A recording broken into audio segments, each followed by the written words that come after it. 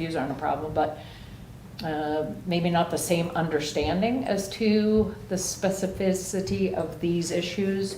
It tends to really take all the hard work we've done and makes it more political, and then by the time it gets to the Board of County Commissioners, sometimes I think it's like, why do we take the time to do this?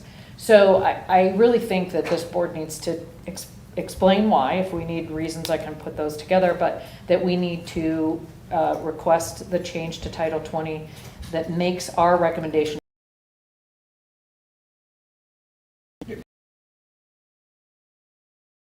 of not eliminating the VHR advisory board. Our recommendation was to go straight to the correct. Board of County Commissioners, not to the Planning Commission. Correct. And I believe that can be done. I've been told that that was part of maybe more. I don't know more. Okay. I just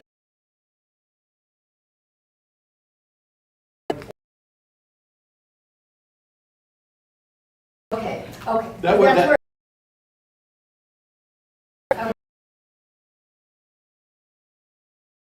where on the first page, I'm sorry, it was on the very first ordinance.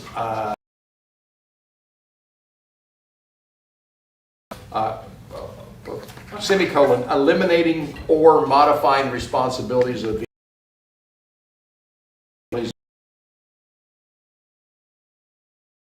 the draft of the other right, draft. right. It's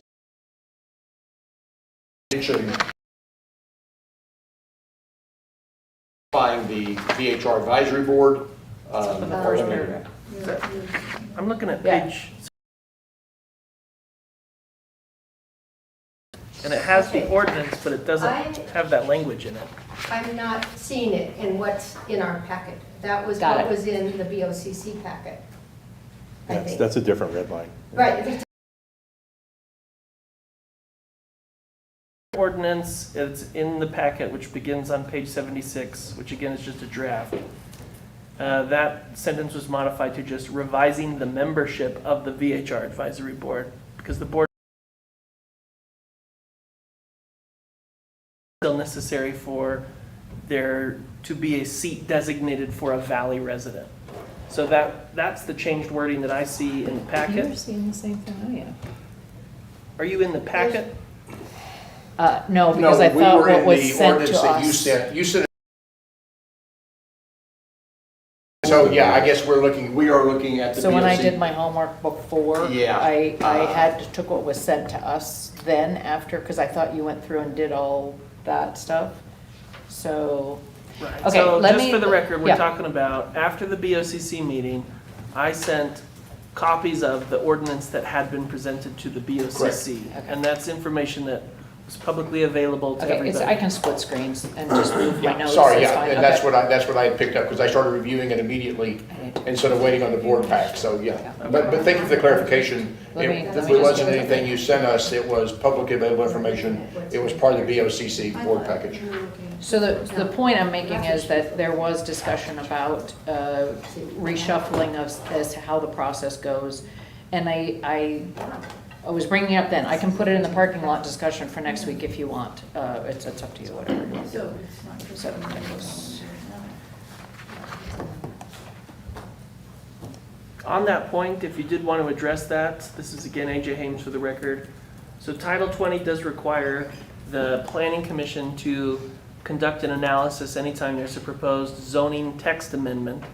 And this is part of our code that was originally within our licensing title, which is Title 5. It was then moved to Title 20 and placed within our zoning section. So it is considered a zoning text, even though it doesn't provide rules specific to a zone. It provides rules specific to a region. It's still considered part of our zoning text. And so anytime there's an amendment to zoning text, that goes to the Planning Commission. And so Their review is slightly different than yours. You're pretty much looking at policy. You're looking at what would be best for the program, what's going to make it most successful, things like that. The Planning Commission isn't prohibited from looking at those things, but they're more looking at consistency and compatibility with the master plan, and they are looking at the impact of changes on public facilities. I would say that that might be the way things are structured, but it is very far from the way things occurred. In order for the board to actually adopt any code changes to the VHR code, they have to both consider the policy implications and they have to make the required findings in our code, which relate to the master plan, public facilities, etc. So there is that piece of it. This board doesn't do, the PC does, the planning commission does. Both of those are then provided, but the planning commission also dabbles in policy as well. And so that's Dabbling just, is an understatement. that's the structure. So Yeah. that is the reason why there is 2 steps, because this board does not consider some of those required findings that are needed for any zoning text amendment. So is there wording that we can put in the ordinance that says that the planning committee may weigh in on on VHR advisory board's recommendations if they pertain to the master plan and make the scope of what they're doing exactly what you're saying? Because I think we're all kind of agreeing that the scope was not maybe what it's supposed to be. Yeah, essentially you're saying you'd want to put into the VHR code some type of limitation on the planning commission's review. Not limitation, but what you were saying was what they are supposed to do is X, but what happened was X, Y, and Z. And Sure. so what we're saying is where, I don't know where it would be appropriate, but where would it be that, yes, if by law or it can't be changed, the planning committee has an obligation or an oversight to look at the larger part of the master plan.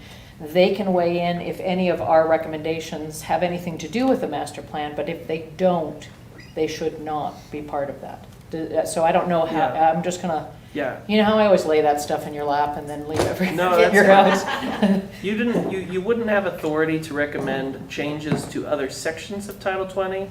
So the most logical place to put it within the VHR code would probably be the section about the advisory board. It states that the advisory board is to provide guidance to the BOCC when necessary. You could potentially add a provision there that says, and the planning commission shall not. I just understanding in the conversation that's taken place from the end of the task force all the way through, it has always been a discussion from county officials that they were going to change Title 20 so that this didn't happen. And so I'm not advocating for that. What I'm trying to say is we've been told since the beginning of this whole thing that we should. But if there's provisions that have to, I understand. And so I'm looking to see if we can maybe streamline the process a little bit better so that we don't run into those issues. So I'll leave it at that and let us go on. Okay.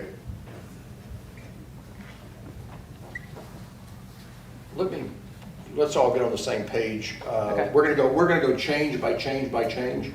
So I think I'll remember what I had problems with before. So let's all get on the same document Okay. in the agenda package, yeah, or, yeah. And you said it was you started around page 70? 76. Yeah, let's just go from the same document, that way we're on the same page and everything else. 76. All right. So the first red I have is on page 78, which is code of conduct. Is that where everybody is? Yes. Okay, so there's a recommendation to have a code of conduct, and this is where it defines it. Later on, we'll talk about how it's used. I think it's probably worth combining those two for now. So comments about the requirement for a code of conduct? Mickey Hempler, I was confused originally about what the code of conduct meant. Was that something we write? But I have been corrected that that's something that the permit holder writes for their individual property, and it must contain these 4 or 5 things, whatever it is, in their code of conduct. I don't love the idea of it at all, but I will go along with it if, I just don't see how this has anything to do with us if we're not writing it. unless we leave it the way it's written, because it's something that's been requested by the BOCC, and it must have these items in it, I don't know what we could contribute to that. Mr. Strelo, could you give us kind of a history of why this was proposed? I can see where it doesn't hurt. I can see where one more regulation doesn't help. Some people are going to say people, if they can ignore everything else, are going to ignore this as well. But can you kind of give us a history of the logic of this? I can. Excuse me. Ernie Strelo for the record. So this was born out of a conversation with a commissioner related to past comments from the same commissioners and from some people of the public at the time about inappropriate hats, urination off decks, pot smoke wafting around properties, and to name a few things. And so there was a request that because it's very tough for us. It's tough to code enforce these type of things. There was an ask of creating a code of conduct that maybe covered some of these areas where it could affect a permit, right? Where if it's found that you're doing some of these borderline inappropriate things, depending on who you are, based on the aforementioned, there could be, and you're found to be complicit in these actions happening in your VHR, then you can be in violation of a code of conduct, right? As an example. We did have a lot of discussions related to this about enforcement, because it is going to be very tough to enforce. We have trouble enforcing other things already in the code. But we took a stab at it, and so this is based on the commissioner's request, and went away and I looked at Harrah's and Harvey's and what do other people do for code of conducts, and took some examples. Like, you don't walk through a lobby at Harrah's to gamble in underwear, at least during daylight hours, right? They have conduct. They have a code of conduct that they post in the lobbies and stuff. And so there's certain things they prefer you're not doing. And so mimicking some of those signs that we've seen in establishments, we created an example of what a code of conduct might reference, but we didn't want to write it. We thought it was more appropriate that if you have a VHR permit, that your code of conduct is appropriate for your house, that covers these type of things as examples that we list in the code. Again, policing it is going to be difficult, but that's another conversation, I guess. But that's kind of the background of Do that. we think this, because I also noticed another thing related to this, that we can impose penalties on renters? Yes. Does this help that process? Ernie Strelo for the record, it can. Okay. It can help. And you do, thank you for noticing that, because we did add and/or's renters also, property managers also, in the penalty parts of the code for the specific reason you just mentioned. Owner hires a property manager, for instance, to manage their property, and they have all the good intentions, and the property manager is responsible for that, and they're not living up to their end of the bargain. And it's, in our opinion, it's the property manager should be fined. And so we can do both, right? And so, or the renter, for that matter. So yes, it could be interpreted that way. We've also tried to figure out how to enforce like pot smoke and some of these things that we list in here, it would be probably the complainant and the appellant have them both come, and kind of have them state their case, in some of these instances, because I'm not sure how how some of this stuff can be enforced, but it's also up to the property manager and stuff too to kind of stay on top of this stuff. I've got other questions with this. Yeah. Sure. Patty Graff for the record. Just a comment, it seems like if we put this in, we're taking it at the responsibility out of the homeowner and the property management company to enforce it, and putting the enforcement on you, the code enforcement. Ernie Strela, for the record, I guess that was a question. So Statement. I don't know if I saw it that way. I guess I would look at it as like Vacasa. You know, they manage 35 or more properties, and so if they have a code of conduct, they may have a template, right? And so I would put it on the property manager to make sure that the people that rent the property have an adequate understanding, maybe a signed document of the code of conduct that says these are things inappropriate on the property, and the county takes it seriously.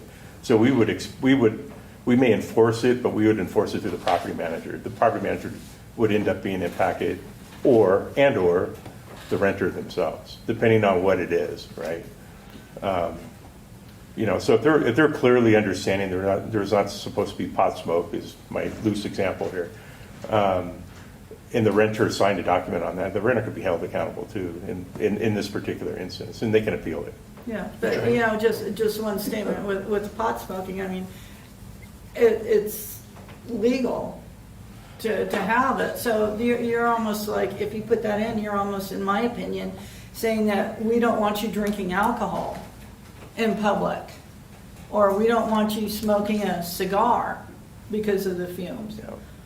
So how can, you know, my thing is that how can you put something that is legal and making it, you know, a code of conduct where now you're designating to people what they can and can't do personally.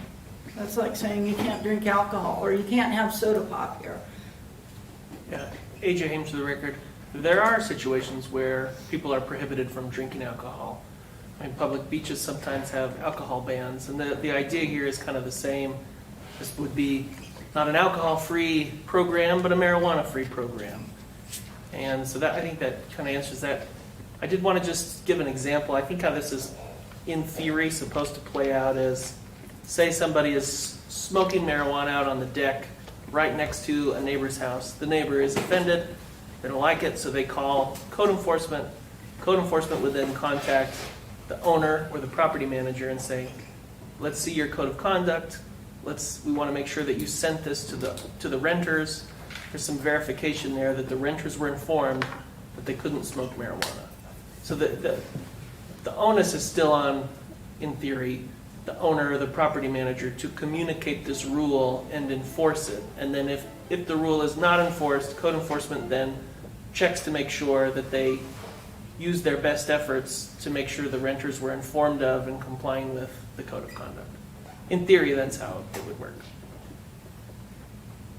That was one of my comments too, that, you know, lewd behavior is against the law. Noise is against the law. Marijuana, I had the same question. So I'm glad you brought up the same situation with public beaches on 4th of July. Mm-hmm. Yeah, but that's public property. Now you're talking about a private residential home. You're not talking public property. Yeah, So, and then you're also looking at, if someone does have it, let's say, and they're smoking a pot or a cigar out there on the deck, it could be the homeowner that's calling, complaining. And then that reverts to calling the property management, and it just seems like it's opening up this big can of worms to try and have code enforcement micromanage. It could potentially, and that would of course be something that the board would be looking at. Just one other example, when you can't smoke marijuana in a restaurant, right? It's against the law. And so the idea here is kind of the same. These are public accommodations. They're privately owned, like restaurants.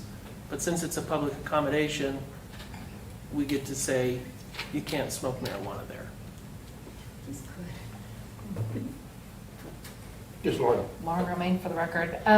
I just found the last two things to be weirdly specific without, so to me, it's not, as someone who could have lost their job if the next door neighbor had too much marijuana coming into my house, yes, I understand that issue, but really the issue is any kind of smoke, cigars, cigarettes, all that. So it's not the consuming of marijuana, because what you're saying to somebody is, let's say the house is out there, that you are not allowed to consume marijuana in the house. What we're saying is that your smoke from whatever it is you're lighting cannot negatively impact a neighbor.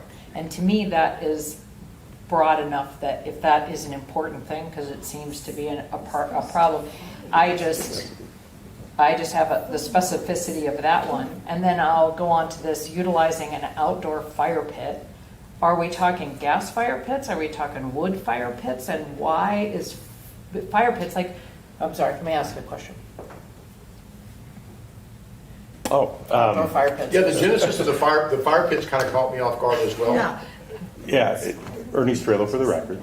The first comment you made is actually, we can change any of this. This is the first, whatever you guys want to change. Yep.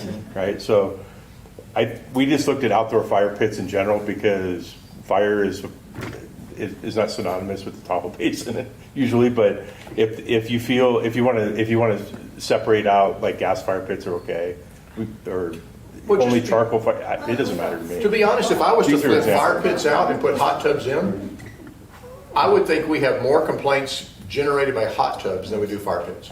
Now, I'm not saying, we've never been flooded before by hot tubs, right? We've never had to evacuate because of hot tub flooding.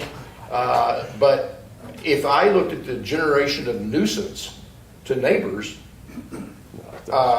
it just seems like we've heard things, hot tubs have been more of an issue than fire pits. Maybe fire pits have the same thing. People sit around and talk louder. And again, you do have the fire hazard. I just don't know how, and maybe that's a question for the fire department. Do you see outdoor fire pits as a risk? Because we've allowed them during the inspection process. So was this a safety issue or was this a loud people issue? Was this? Bryce Crunch for the record, Tahoe Douglas Fire. So we require permits for any burning of firewood or charcoal, and that requires an inspection to get that permit. It is free, but that is where we check distance from combustible materials from the structure itself. And my understanding is those are not allowable for VHRs. What we haven't required a permit for is propane appliances that are UL listed, so things like propane barbecues or propane fire pits. We do, at least we used to take a lot of calls for fire pits.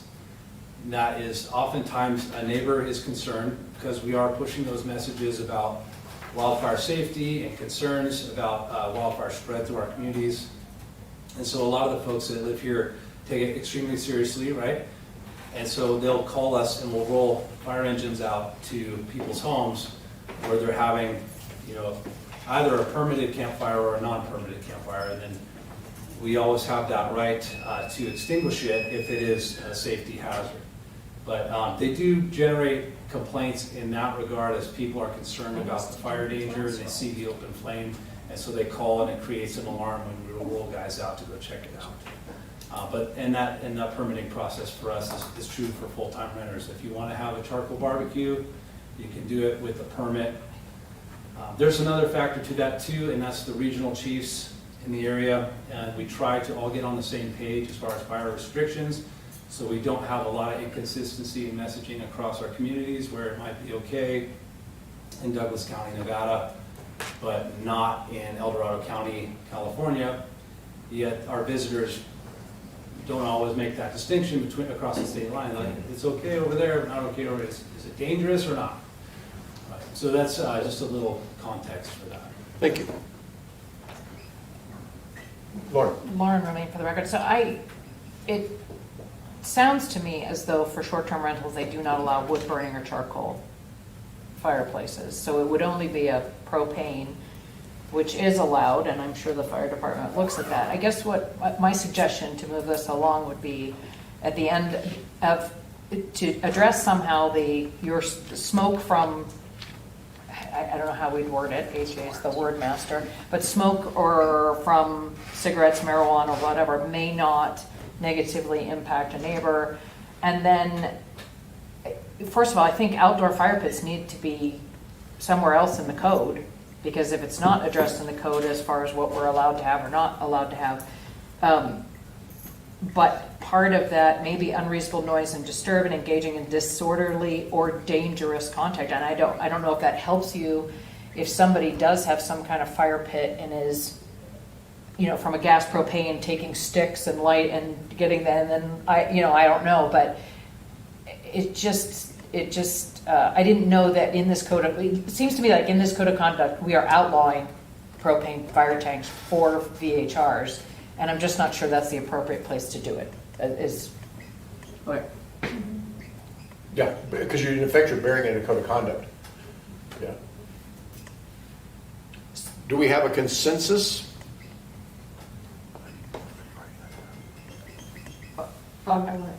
Lauren or May for that? On a code of conduct, should we have it, and if so, what should it include? Okay, so first of all, I'm not for the code of conduct, however, so I have two avenues to go. I'm not for the code of conduct.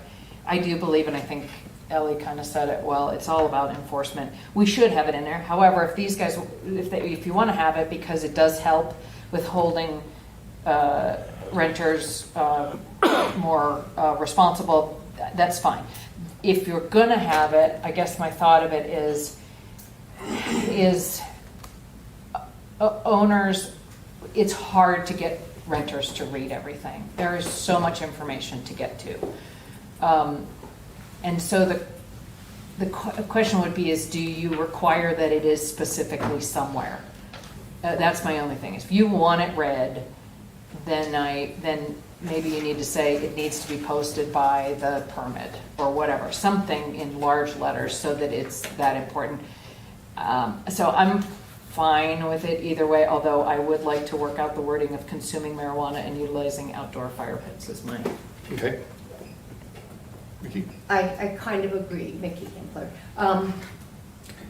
The consuming of marijuana is troublesome because there's other ways to consume marijuana other than smoking it. And I think we're mostly talking about the scent. Yes, it's the smoke. So maybe we need to find a way to straighten that out. And I like the idea of putting in there somewhere where we're not being where the renter is not being troublesome to a neighbor. That because of the privilege part of being a permit holder, where ultimately one of the commissioners has always said you shouldn't even know there's a VHR next door to you. We need to massage that paragraph just a little bit on the marijuana part. As far as the outdoor fire pits, if the fire department doesn't allow ones that aren't propane, I don't think it's up to us to specify in our code, because they are not going to give them a fire approval without, if there's, I would imagine you wouldn't give them an approval. Yeah, and to clarify now, one of the areas that's difficult is all open flame devices are prohibited on red flag days. And that really takes some amount of local knowledge and understanding of what's going on with the weather patterns in your area and where to find that information. That could be difficult for people that are coming and going from different areas where wildfire is not a concern for them in their typical lives, right? So that's just something to consider in that conversation. And even the indoor fireplaces that we do permit, wood burning is allowed with an annual chimney inspection, and that's the level of regulation and inspection frequency that we're doing to make sure that these things are safe.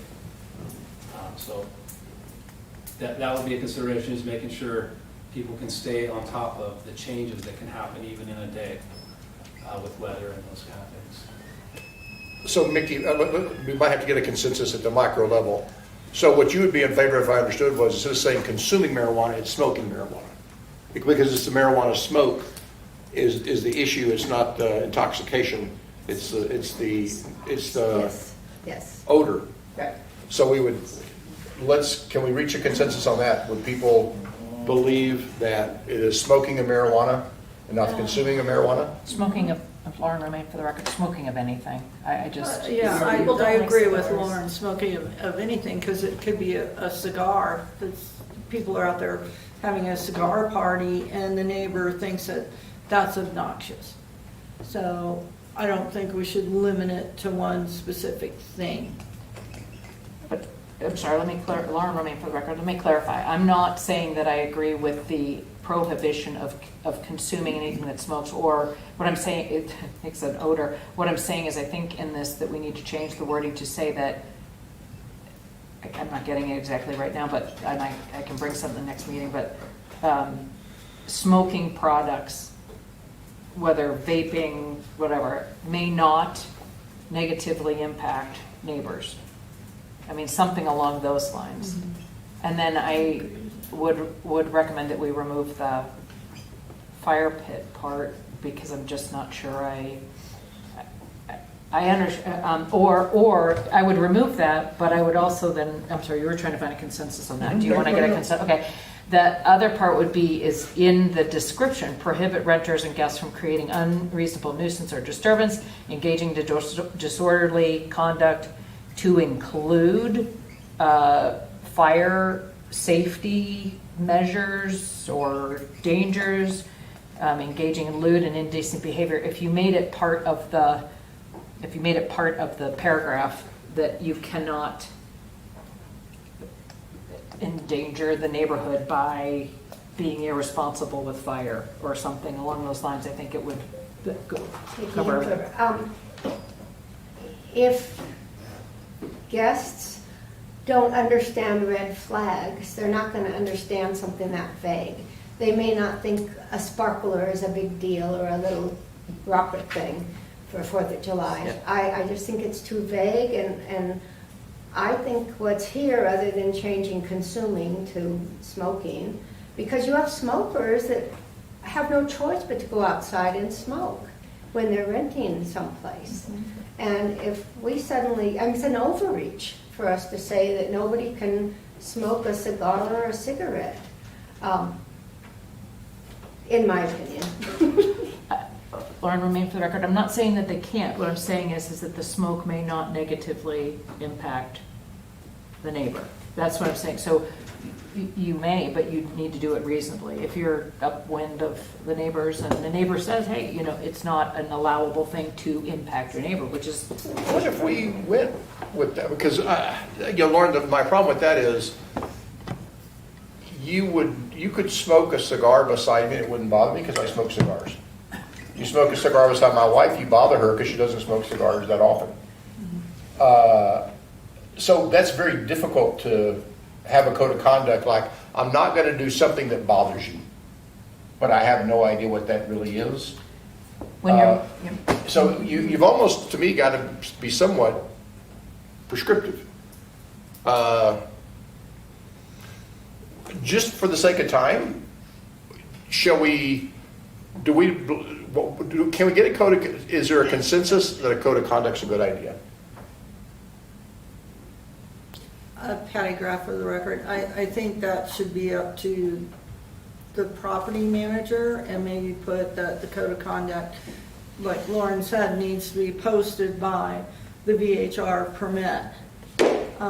Because there's so much in here that tells you what you can and can't do. And each home is a little bit different with the people and locations and different other things that I think we should just take it out and just have the guidelines in there, and just have the property management or the homeowner post one. Vicki? I think we should leave the code of conduct in. Each house is different, yes. That's why the permit holder writes their own code of conduct. We do or don't allow a dog or a cat or whatever, and all these items. And the only thing that I would like to see change, and I'm not going to fall on my sword for it, is the consuming of marijuana, that word.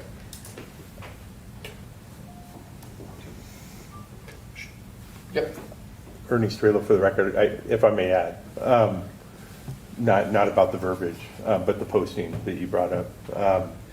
So you'll see later on in the code, I kind of specify a posting requirement, and that's selfish. That was something I want. And the reason is we have a couple sheriff that works exclusively on the VHR program when when they go to the houses, and they actually, when they knock on the door and they talk to the guests, they look for the code of conduct, or I'm sorry, the permit on the wall. And we found cases where the permit's like in a closet, not conspicuous place, right? So I wanted it by the door. And so my thinking is in your conversation, when you have the code of conduct, if you choose to go with that, the code of conduct, is to perhaps post it alongside the permit. So when the sheriff knocks on the door and looks, you can see that and that. What if we came to a compromise that nobody likes?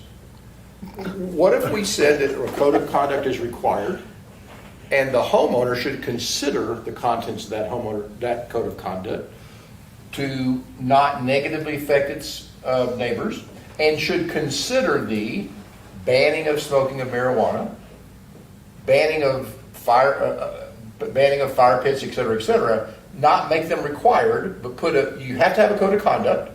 You should use your best judgment on that code of conduct, and things that you should consider are these. Okay, no one. I was assuming no one would like that. I just wanted to throw it out there as a compromise. No one would go for it. Mickey Hempler, I don't dislike it. What I dislike about it is it doesn't help code enforcement to be able to come to a scene and they know specifically that these things have to be in the code of conduct, so they can go forward with something on that. That's the only real troublesome part I find with that. Is there a way to put in wording that does not, if you take it out from consuming, Lauren Romaine for the record, consuming marijuana or utilizing outdoor fire pits, and I'm still in the outdoor fire pit thing, which is different, but consuming marijuana, basically what you're saying is, okay, so prohibit renters and guests from creating unreasonable noise or disturbances, engaging in disorderly conduct, engaging in lewd or indecent behavior, engaging in Obnoxious. engaging in activities which, I understand what you're saying. You may have a neighbor that doesn't care about cigars, and you may have a neighbor that does. That's the important part. If you are made aware that what you are doing is negatively impacting a neighbor, you should have to stop. So it is part of that. And so engaging in activity which negatively impacts, it's too broad for me too. It's, for a neighbor. But it, and then to me the other part is this fire thing, and I'm not exactly sure whether we should just eliminate fire pits of all kinds for VHRs if that's an issue. But I'm advocating for removing from consuming on and finding some way to address the fact so that these guys have the ability to say, you stood outside somebody's home where the window was obviously open and you were told, and this is not acceptable behavior in the code of conduct. Mm-hmm. I don't know if somebody can. Well, is that, maybe that's where the consensus, why don't we reach a consensus that Ernie will listen to our input and come with the second version of this for the next meeting? Yeah. And I'll work on that with Ernie. I like that. I like that. All right, because that's 1 hour on the first one. All right, the next thing I have is on page 80. And I think, can we, I don't think anybody has a problem with the grammatic thing of following residential communities, listing the Glenbrook areas. Correct? Yeah, the top of page 80 is just grammar on the Glenbrook communities. Yep. And then we have the changes that I believe are basically the rotation. Well, you've taken out the transition period of Lincoln Park, and then we've also taken out the wait list is back on though. Mm-hmm. Correct. Okay, so the red line that's taken out is simply the transition period, which we're already past. Let's keep the code a little bit more pure, and then the wait list that was taken out is now back in. Consensus on the appropriateness of that? Yes. Can I? Mm-hmm. I just need to ask a clarification question because yes, I did my homework on the other one. Under Lincoln Park in paragraph B was removed, and at 5B, this is one, where VHR permits within the community must be renewed annually within, and if you had 30 days to I'm sorry, hang on a second. Flood search permit, okay, so I'm sorry, nope, I'm sorry, go ahead. No, I'm fine with it. That's I the- think, I don't. So I think we're all okay with that? Yeah. Okay. The next thing is on page 82. We are raising the insurance from $500,000 to $1 million. I believe on all VHRs this would be done, correct? Ernie Strela for the record, if I may.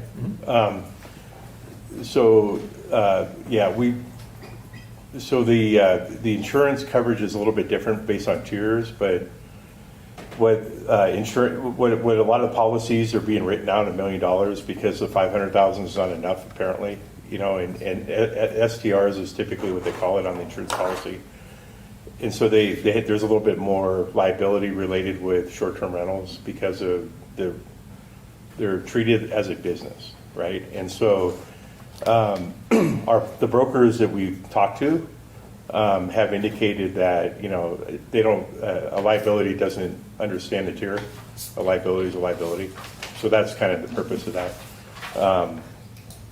And then as part of that, which is kind of tied together, the additional interest. A couple of sentences below that. Yeah, named, yeah. Yeah, so additional interest, the definition of additional interest, the county is not a co-owner of the properties, and we had it written that way. And so we were getting flooded with policies. And so we didn't want to do that. So the additional interest, what that does is we get notified if there's a cancellation. So for instance, if Lauren didn't pay her premium, and we would get a copy of the cancellation, no more VHR permit then, right? So we get notified on it, which is a good thing. Okay. So that's what the purpose of that particular change is. And I thought we tried to raise this, and I don't know where this got lost, but is anybody adverse to this change? No. You got it, Lauren. Lauren Romaine, for the record, all honesty, I have a 4-bedroom place, or a 4-person place, and I have $1 million, but that's personally, for me, Yeah. the only thing I'm concerned about, but I will let it go for this part, is the concern of where we just make it so difficult and so cost prohibitive for regular residents to engage in this and make it more, every single time we add a cost to a VHR, you're making that door more revolving because the person has to rent more and more and more. And when you're talking about a balance in something, it is what makes this program, it's one of the components that makes this program work. So it just concerns me a little bit. However, maybe most are $1 million anyhow, and so I'm not going to fall short on that either. Okay, yeah, but point taken. We do want to make sure that the occasional renter is still part of this program, because I think that it is assumed with the 600 that some are full-time renters and some are occasional renters. Okay. The next change is on page 84. Can I ask a question? Did we skip over the areas north of Cave Rock already? I live in the Logan Shoals area, that's why I'm here. I was wondering if we're still not allowed to do rentals there? Is that still to go on the agenda? I think that comes up later. Comes Yes. up later. I think That's Are you- not changed. No, you pass it. you That passed was it. on page 80. The only change there is it used to say, and it was kind of just improperly worded, that if you were north of Cave Rock, you could rent to other people within your community singular. And what the intent always was that those people would be able to rent to any other person north of Cave Rock in any of the permissible communities, so. Would I have the discretion to allow public comment if someone's here to talk about one of these things and nothing else? Is that my understanding? Oh, gotcha. Well, yeah, that's why, that was my Yeah, question. is it in my discretion to allow public comment at any time? That's Sorry. That's I would like to, yeah, no, I want to, I don't want you to have to wait here till, the very end of the meeting. Okay. If this is the only thing you're concerned about, Yeah. and this is what you want to talk about, please, if you could just come up, you got 3 minutes? You have to come Oh. sign in right here. Yeah, so yeah, I'm just gonna use my discretion so that you don't have to wait on me. Yeah. Okay. And if you can state your name and write it there, and then when you just start, Lauren will start your time. You'll have 3 minutes. Lauren will notify you at 30 seconds. Apologies, I just think it's the Thank you right for answer to that. do. So, sorry about that. So my name's Laura Townsend. I live full-time in Logan Shoals area. And what we've learned is that area is not allowed to have short-term rentals any longer. and we are for short-term rentals and want to have that option. So I just wanted to come and get a little more information on that, if there's going to be a change to that, and why just our little nook is not allowed to have short-term rentals, and if that can be changed. Thank you. That's it. Ernie, I believe since we are talking about the changes, I believe this was part of the north of Cave Rock thing that one of the county commissioners was very influential in. And the Board of County Commission, I believe, reached a compromise on that wording. Is that correct? And the thought being that they are far away from the tourist corridor. I'm not saying I agree with any of this, by the way, that they are far away from the tourist corridor. Yeah, I can answer that. AJ Hames for the record. This was a change that was initiated by the commission, not by this board. The original idea was to prohibit all VHRs north of Cave Rock for the reasons that you stated. They're too far from the tourist sections of the county. And the compromise was, well, since certain areas north of Cave Rock are essentially, if they could be restricted to only renting to other people from those areas, that it wouldn't be like your typical tourist coming in, not knowing the fire rules, not having a place to, or not knowing where to go to access the beach, all the issues that come with tourists. These are people that have sort of an ownership interest in the community, so there would be an allowance for them to rent to each other. So that was the sort of the compromise, the exception. If you live in one of these areas that has an HOA where there can be sort of restrictions imposed on the renters, then we'll allow them to rent to each other, and that is all. So, Okay. Thank you. Okay. Thank you. All right, so yeah, thank you. So let's continue on. I think we were all agreed with that. The wait list. The next, the insurance, we were all okay with. The next change I have is page 84. This is still within. I guess the red line is if renewal application not submitted within 30 days of permit's expiration, they'll be required to file a new permit. I've never understood why you have 30 days past your permit expiration to get a new permit. I've always thought you should apply before, or is it? Again, AJ Hames, the record, that was a sort of a relic of the settlement agreement. Oh, okay. So when the ordinance was first passed and all these new restrictions came into play, there was a group of homeowners who sued the county, and one of their big concerns was, well, what if I miss my deadline? I don't want to lose my permit and then be placed on a wait list and never be able to get my permit back because the wait list is so long. I want to make sure I protect my permit, and so that was just one of the settlement terms. Okay. Gotcha. All right. So is it still have to be in place then? No. So we could modify this? Mhm. Okay. Lauren, for the record, what would you like to do? Ernie Strela for the record. I mean, I agree with what the chair said. You know, if they don't file in time, in fact, we actually purged the file at the end of the month. If you didn't renew, you're done. I think that this particular clause was still in here without any kind of end date in it, and I was concerned about that.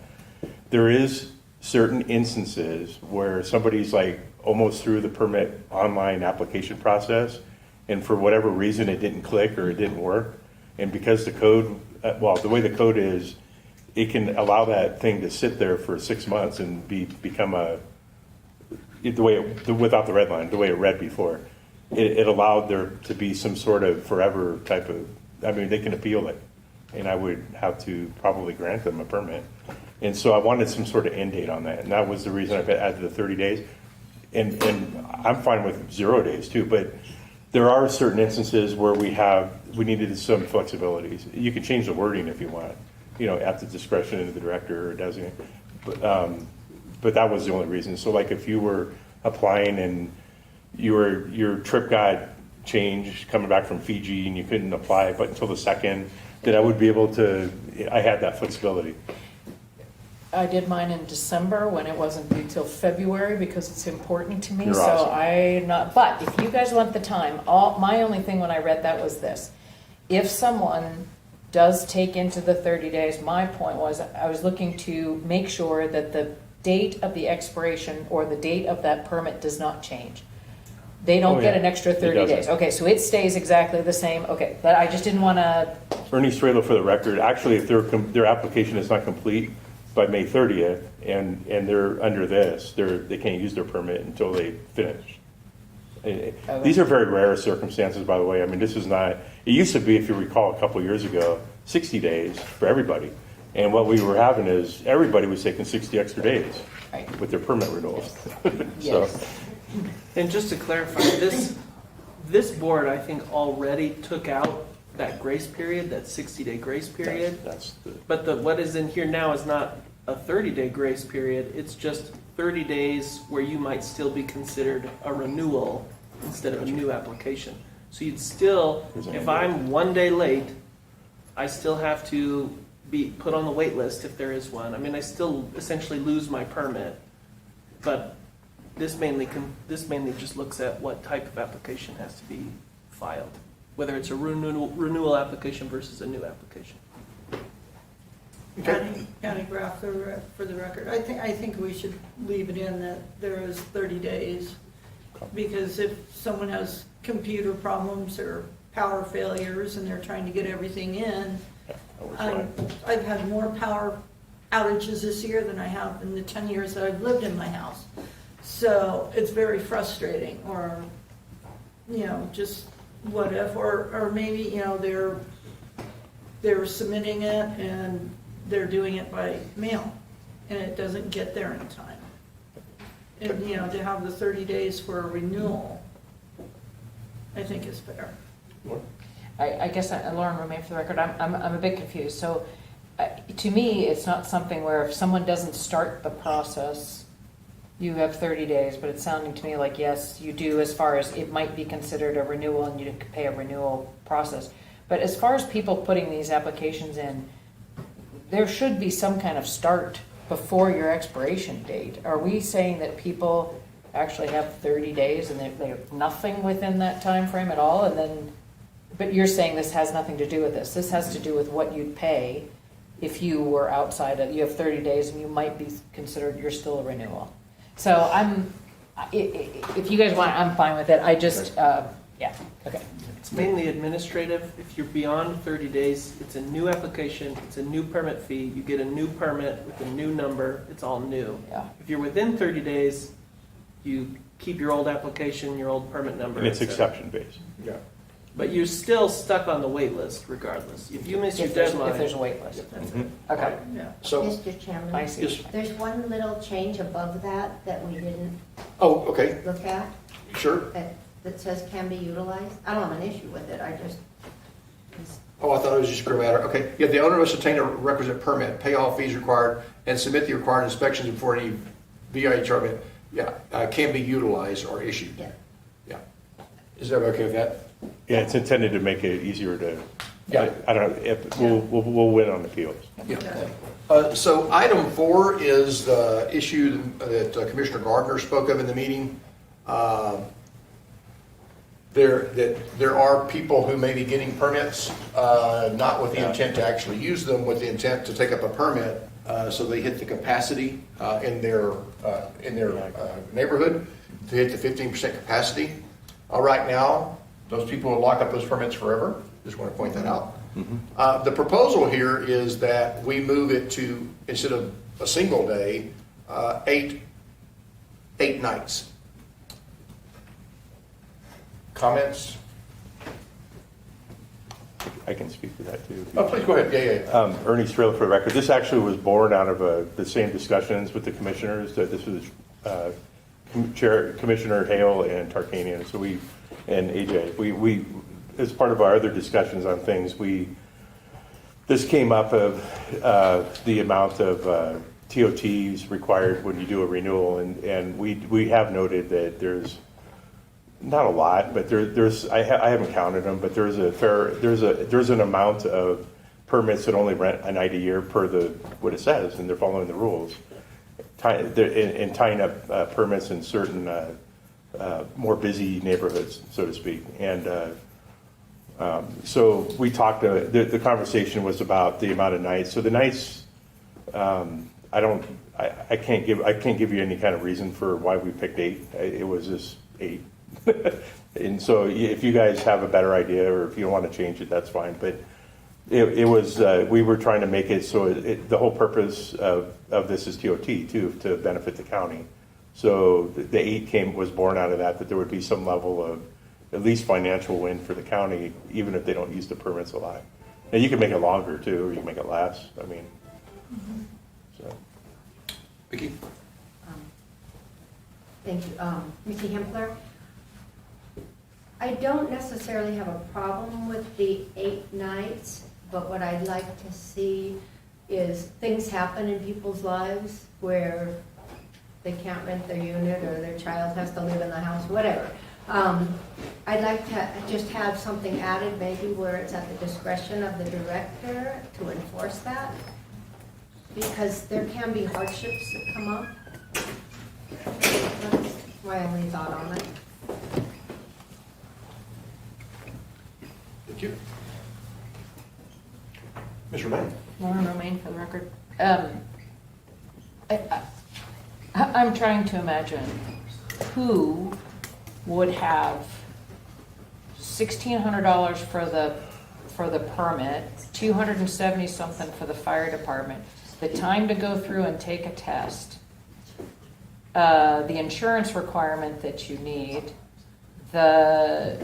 I'm trying to think of all the other, the fire extinguishers that I have to have, the monitored fire system. It must be someone who has a lot of extra cash. And what is amazing to me is I can't imagine, I'm sure it can happen in some areas maybe, but I just don't see that it's I'd like to see where it's a large problem. Because I can't imagine someone doing that. And I could do that, but it wouldn't prohibit my whole house to be surrounded. It doesn't affect that. And then I can say in my community, I know who has permits and there's not one of them that doesn't rent. So I just find it a strange thing. And what concerns me is again, the balance. And if we put the camel's nose under the tent with 8 nights, then the question comes in, well, we really need people to rent 50 nights, or now we really need people to do, because it's a cash cow for the county. And then the balance is no longer there. So I'm just curious as to whether we're fixing a problem that's Tahoe-wide in Douglas County. Is it a small place that's affected by this? Because I'd love to be friends with the person who has the amount of money to just go do that for that purpose, which doesn't seem to make sense. So is it kind of localized somewhere, or is it? Okay. So I object to 8 nights. The thing of it is we have to keep a balance, and there are just some people who are not after all the money a VHR can bring in, and we have to still have a program that allows them to have a balance between family coming in and renting their place, or not wanting to rent. I'll tell you personally, I don't want to rent when I'm not home, because I don't want my neighbors to be pissed off. And so I want to be there. And so I don't rent out as much. And so you look at the unintended consequences of forcing someone to rent more. I just have an objection, because that 8 could become something much more down the line. So I would prefer we take it out and then maybe study where the issue truly is, and leave it as it was, I guess would be my preference. I would just say that I think if you've got enough money to do what you just said, Yeah. you've got enough money to pay TOT for 8 nights a year, right? I don't think you're gonna change it. Maybe you're getting a little bit more TOT. I think it only works because of the cap, which this was pretty well unanimous, the 15% cap. It only works at the cap. And I think that the way around it is to, if you're at cap, that you have rotation. Because then those people, the thought is, I'm gonna get a permit so that someone else can't get a permit, because I don't want VHRs in my neighborhood. Okay? So it is these small neighborhoods. And so to me, you could make it 8, you could make it 360, and I'll rent my unit for 360 nights a year at $100 and pay the TOT on it. I don't think this is not a significant financial disincentive. For one thing, it doesn't say fair market value at what the thing should be. So to me, if this does not really fix the problem, you fix the problem through permit rotation, similar to Lincoln Park. Now, I understand these are businesses. You don't know, I can understand having a permit and not knowing if I can continue to take a rental 6 months from now if I'm going to have a permit. And to me, I think the answer is to have some rotation basis that a year out, I know I have 1 year left, and because there's a waiting list, I'm going to lose my permit at the end of that year. I think that's the only way to do it. But then again, I understand that. I've been doing this for ever, have no complaints. Why am I going to lose my permit? But I can just tell you that you could make this 8 nights or 80 nights. You're not, unless you put a fair market value on there, I don't think you're not going to price these people out of doing this. 8 nights is not going to do anything. I would love to know what the TOT they're paying now is. If you're renting a high value unit, are you really renting it? Is your 1 night rental $800 or $1,000 or $3,000, or is it $200? I'm paying TOT on $200. But to me, Lauren, I come back to the thing. When we started this process, we heard from a lot of people. I'm not a professional VHR rental. I rent it. This is my home, and I rent it out. And just like the insurance, all the cuts that we're doing, just little bitty nicks here and there, encourage people to stop renting who are doing it occasionally. The people who need it to pay their taxes aren't going to change. The people who are doing it for a living aren't going to change. The people who are doing it because it's a nice little bonus when I leave for a couple weeks in the summer to get some rental income, they're the ones who are going to exit the program because now I got $1 million, now I've got this, now I've got this, and now I've got this. And what happens if I don't have it? What if I only rent for 1 month and I try my best, but my unit's not rented? What would have happened if I was planning on renting in August, 3 years ago when we got evacuated? What if that was my month rental and nobody came? All of a sudden I lose my permit.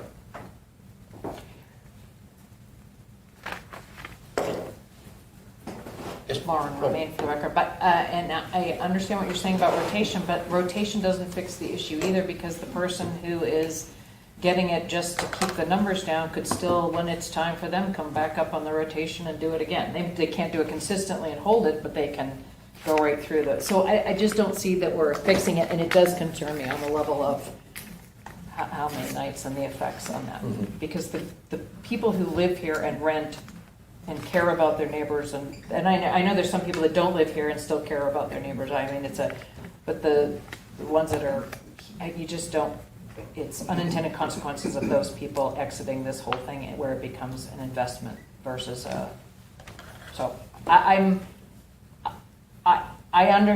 just don't see where 8 is fixing the issue, and so I guess I'm going to say I just would say let's remove it would be mine.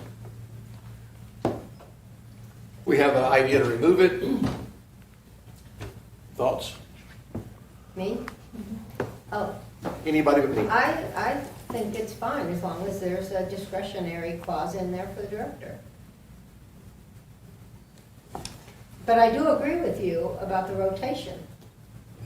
And I didn't think that was something we would be talking about right now. Oh, I'm sorry. To me, it was just, I didn't think this worked. I'm sorry to bring it No, up. it was a good segue. didn't have the same segue, but I do agree with you, in constrained areas where there is a wait list, a significant wait list, there should be some rotation. I agree with you on that. Sorry, Patty, I No, that's okay. butted in. Patty Groff. I think the majority of the VHRs are rented. And I think for the ones that are only renting one night, maybe to look at those and see the area and maybe decide that if they aren't using it and there is a wait list, then they can either, rent an average of something in those areas, or they rotate.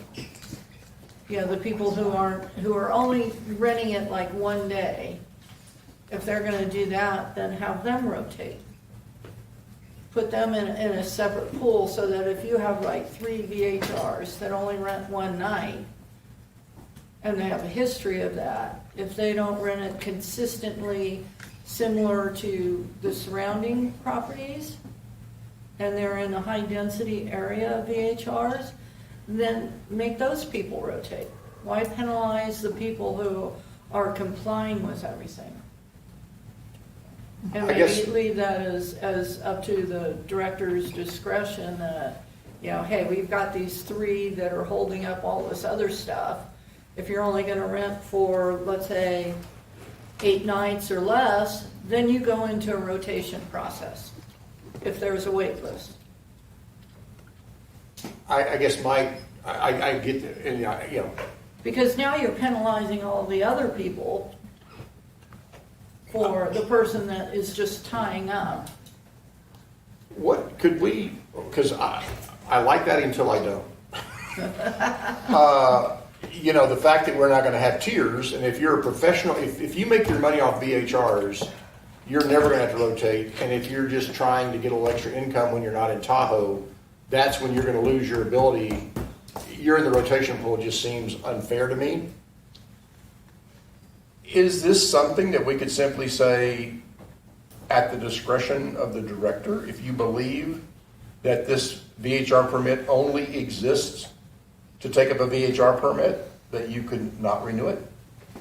Is that so much latitude? And I guess it's almost a legal question, but it is an application question. Could we leave it that vague, that if at your discretion, you believe it's for that? Because like I said, I prefer rotation. I think it's good for everybody. Not good for everybody, not good for people who lose theirs. But I think that's the fairest.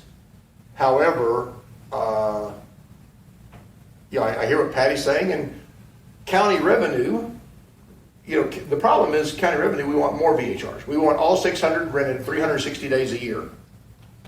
Really bad for the people, but really good for county revenues. Would it be too much discretion to say, at your discretion? Ernie Strela for the record. The VHRs have been trending down, so we're down to like 535 right now for the last 2 years. So, that would be fine. It's appealable. If they feel that we're pulling a permit, you would hear it anyways if they want to appeal it, because anytime you pull a permit, usually you have to do that. And we do have, and guys, it's not something that's a lot. There's not a lot of these. That's one or two neighborhoods. There is a couple locations precisely that this happens more often than any other neighborhood. Like for instance, I don't see a lot in Upper Kingsbury, although your waiting list is like 20 right now. It happens more towards the beach, and just to keep it general. But it's not.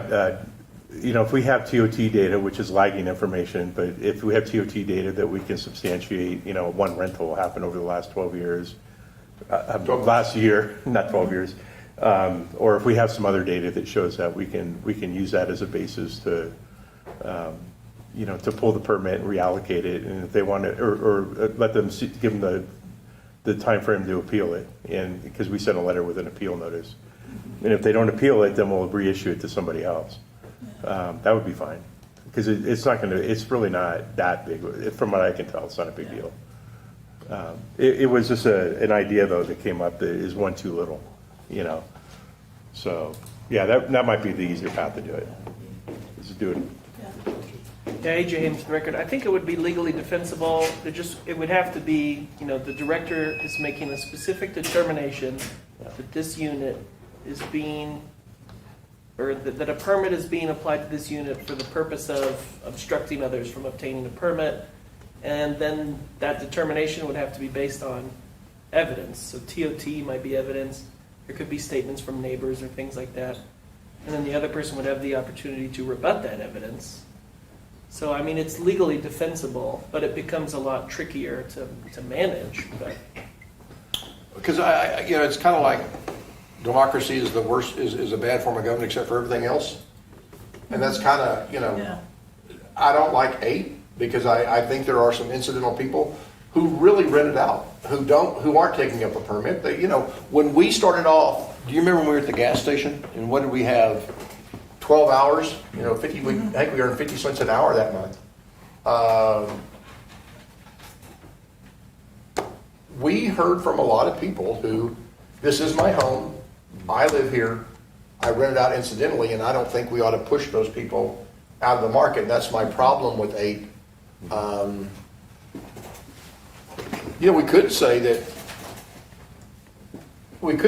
8, that if it's less than 8, how about that? If it's less than 8, then you have the ability, because if someone comes with a hardship, Yeah. you know what, my husband had cancer. And so, we rented it out 1 night, 2 nights. There are some probably reasons. So what if we say that, if it's not rented out 8 nights, the director will have discretion to withdraw the permit? Yeah. Is that a good compromise? Yeah, I could We agree can with do that. I get paid by the word. Lauren, for the record, You got that? if it is determined the permit is being held Yes, for, the purposes of, holding a permit, yes, That's- yes, okay. yeah, okay. Ernie, for the record, we use discretion on some other things too, so Yeah. Yeah. we appreciate that. The next change we have is page 85, I. That's just cleaning up as well, right? Because that was a You're transition period? Yeah. Okay. Yeah, that was specific to 650 Tina Court, I think. So, Okay. All right, the next change we have is on page 86, .040A1. All locally licensed property managers is required for all tier 2 units with a nighttime occupancy. It used to be 10 and now it's 7. And for all tier 3s unless the property is managed by a homeowner. So we're moving professional management from 10 to 7 or more. So 6 doesn't, 7 and more do. Mr. Taylor, let me ask you a question, then I'll kick it off for other comment. Do we see a correlation between, is there data or anecdotal information that you've seen managing the program that you think this would help reduce complaints? Ernie Strela for the record, if I may. The data that we have that I put in the packet, it's a little, it bears explanation from the data standpoint because, there's tier 10s require property managers already. So the number is going to skew higher. Of course, you get complaints on 10 occupancy at a high rate, so it skews the number. But there is anecdotal, is probably the more operative word. Katie and I, my coordinator, we've had, over the last 6 months, we've talked a lot about this, trying to figure out, does it work better with or without, and we're trying to figure this out. And so some of the pluses that we've seen with this is the input, right? The application process, the emergency contact. You've heard me talk about maybe in passing in our conversations with emergency contact that our code does allow us to fine property managers if they don't answer the phone within 30 minutes on complaints when they're called directly. And we the first 2 years that we required property managers, it happened quite often. And it got to a point where I'd get in shouting matches with some of these property management companies, the big ones, and started telling them that, you know what, if you're managing 50 properties and you're having a problem with one property, it's multiplied by 50 on your fine, right? And so we suddenly started getting really good compliance on this. We haven't had a problem in the last year, I think. Prior to that, we would have occasional problems where they would pass the phone around, people didn't take the test, so the emergency contact first part of it got fixed. We've had very good compliance on that, and the evidence of that is my Tahoe coordinator, Michael, when he goes around and he's on duty, like right now he's working graveyards on weekends, when he's working swing shift or day shift, and he gets a code complaint, or we get something through the VHR hotline, or even direct to the sheriff, he's really quick about calling the emergency contact, and our test is always trying to, did they answer, right? So we've had, the answers we don't get is typically on the non-property management companies from an emergency contact standpoint, because they're one by one, we have to manage these guys, versus a property manager that handles the whole, which is about 150 properties, I'm guessing the amount. So that's one benefit of that. We get fast responses on corrections if there is an issue. As you know, recently we've had, we get complaints directly to the sheriff's office, or they circumvent our defined process. It's not required, but it's defined, where they call the Granicus or the host compliance hotline. They may go directly to the sheriff because they don't know the process. We're finding in a lot of cases the complainant lives in San Francisco, and the VHR owner lives in San Ramon, and these people just don't know the rules when they're up here, and they're up here visiting. They're enjoying their property. They don't know about host compliance. The property management companies seem to have better controls in some of those areas. They can't really stop it all. We get a fast response. We get a quick notification of any issues. So even if it does go to the sheriff directly, we found that, especially recently, we've had an instance where a call went to the sheriff, and as soon as the sheriff showed up, even though they weren't contacted, the property manager was already on it trying to correct the problem. And you'll hear this on the 25th, unfortunately, but they did kind of go fast, and we see that as evidence in past corrections where they've done that. And again, it's a clear contact. We have a person. We have a forehead to push, is what my old boss used to say at Thermo Fisher. Right? I know who to talk to. Right? So, but the property management and the cons of not having a property manager. We found that there was 28 property managers that choose to have 9 occupancy to circumvent the process because they live in the Bay Area, they live in Los Angeles. They pick 9 because they don't have to have a property manager, right? And they could be having 10 residents in there. I mean, I haven't caught them, but they could. I don't know if they do or not. We find that some individuals, and the vast majority of individual property managers do a great job. But there are instances where the ones that don't, they do a terrible job. And you've heard some of those appeals. I mean, they're egregious. I mean, some of these. And so, for us, it's just easier to work with these. They're quick with the applications. They're quick with the documents. Once they've done one, they can do 50. They really understand it. So from a county perspective and administrative perspective, they're easy. From a reporting perspective, they respond quickly if they're called. If they're not called, then they go as quick as they can. And so that's really and so the reason to go from the original purpose was to go to 9, just to make sure that we stop that little cheat that people were doing. And then, we looked at the amount of calls we're getting, and we're still getting a lot of, 8s are like 200 of our permits. And we get a decent amount of calls on 8s and 10s. So it's like, well, why don't we doing this for both? It's kind of the common sense in my head. What's the difference between 8 and 10? They're still noisy. They're still have parking problems. They're not, and just to be clear, we don't get a lot of calls in general. We don't get a lot of code complaints anymore like we used to.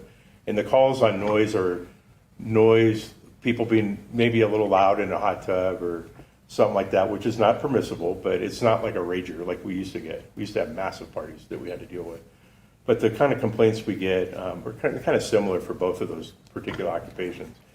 6 and below, we don't get much. So just to be clear, if you are within an hour, you still don't need a property manager, Yeah, even if same it's a 10, but we are going down to 7 for remote owners.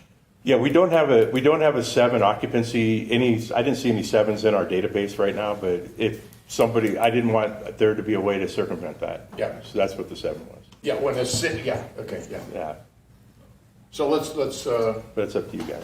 okay. Lauren remain for the record, so there's just kind of so much here. I have a bunch of VHRs around me. One is operated by a property manager, the other one is not. They live on the East Coast. Never have a problem with that one. Always have a problem with one with the property manager. The one on the East Coast went to 9 because they didn't want to get a property manager. Never had a problem with too many people. They blocked off a bedroom. They just made their own personal bedroom, not a room that's rented. So, you know, we had a lot of things in our recommendations before that were lowering things, a lot of things. And first of all, I guess what I'm saying is I've seen someone circumvent this for real reasons. They basically, and I have to think of this, the more they have to pay, the more they're going to rent, which I understand for the county, that's great. For us, it's the, more people that do come in. However, they manage it really well. But what I'm saying is it goes back to the same thing again. We're asking people to pay more money to do something to this, so therefore you're going to have to rent it more, where is the balance in that? So I've seen people do 9, and it's not circumventing, it's just, they just said, I don't want to do this, and never had a problem with them. You said something where property managers call you back, but everybody has an emergency contact, right? So the emergency contact needs to call you back, whether they're owner done or property manager done. And then my other point is, I have a property manager, but I file out the paperwork myself for my inspection. So there's no requirement for someone to have a property manager to fill out the paperwork. I hear you, I understand what you're saying. It's easier to work with one person who's filed 50 of these than me, myself, who only does that once a year. But again, we go back to that same thing of balance and people, and are we here to foster only investors who want to make money, or are we here to foster a VHR program that is for everyone in many different ways to work within the community? And so I understand what you're saying. I just don't know if I feel like it fixes what we're trying to fix. Okay. County draft for the record. I agree with Lauren. And I think now that we've gotten so much of this in there as far as requirements, ordinances, and everything else, that the complaints have gone down. People know that we're very strict on these things. And now you're kind of penalizing all the people who are doing a really good job to try and hire someone if they have 7, or if they have 8 in there. Like Lauren said, or one person that does it themselves hasn't had any complaints. I think we should just leave it the way it is, and the people who, have complaints, go ahead and fine them. Don't penalize the people who are doing a really good job for the few who aren't. And it's so specific as to what they need to do, and they go through the course, they have to take the test, then the liability should fall on them. Mickey Hempler. I don't disagree with anything Patty or Lauren has said. However, this has obviously come up for a reason, and in my opinion, we want to make it as seamless as possible on Ernie and his staff. So this has come up for a reason, or it wouldn't be here. So I lean again towards going with the discretion of the director as to whether or not a property manager is required. I would say the exact same thing. The problem we're trying to Ernie, do you have any idea how many unique properties have complaints? In other words, we have 75 complaints, but are they really 7 properties with 10 complaints each? Or are they 75 properties with 1 complaint each? And here's where I'm going, and I hate to keep doing this, but what I keep thinking is we're trying to shoot a shotgun out to take care of actually a dwindling number of people. You know, all the party houses are gone. We're having fewer and fewer problem properties. So could we say that, you might not like this, that, you know, upon receiving a complaint, if they have not had adequate response from the emergency contact or the property management company, that any over 70 may be required at your discretion to have a property manager. So in other words, could we leave Lauren's person with 9 alone and the 7, or maybe even we take out the number completely? You know, because it does strike me as odd that if you really live here and you're renting out your house, you're not an hour away when you're renting. So, you know, it's kind of a loophole to begin with. That because I live here, I don't have to have a property manager. And I'm not living here when my property's rented. You follow that? In other words, maybe you know, like you lived in the valley and had one up here, so maybe you're unique. But if you're actually renting out the house you live in, you're actually not within an hour probably, unless you're a very boring person who goes to vacation in Reno. You're not within an hour when you're actually renting.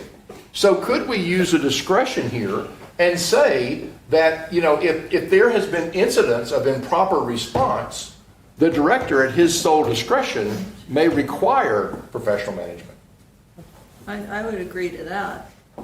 I know I'm making your job just worse every time I open my mouth, but I don't know what else to do. Lauren, for the record, but what you're proposing does an amazing thing. It holds the not good VHR people accountable, and it fosters the people who are doing it right and doing it well. And that is what we want. Because if we can eliminate the people who don't look at this seriously, don't take it seriously, don't care, just want the money, then we eliminate the problems for ourselves all over through many things.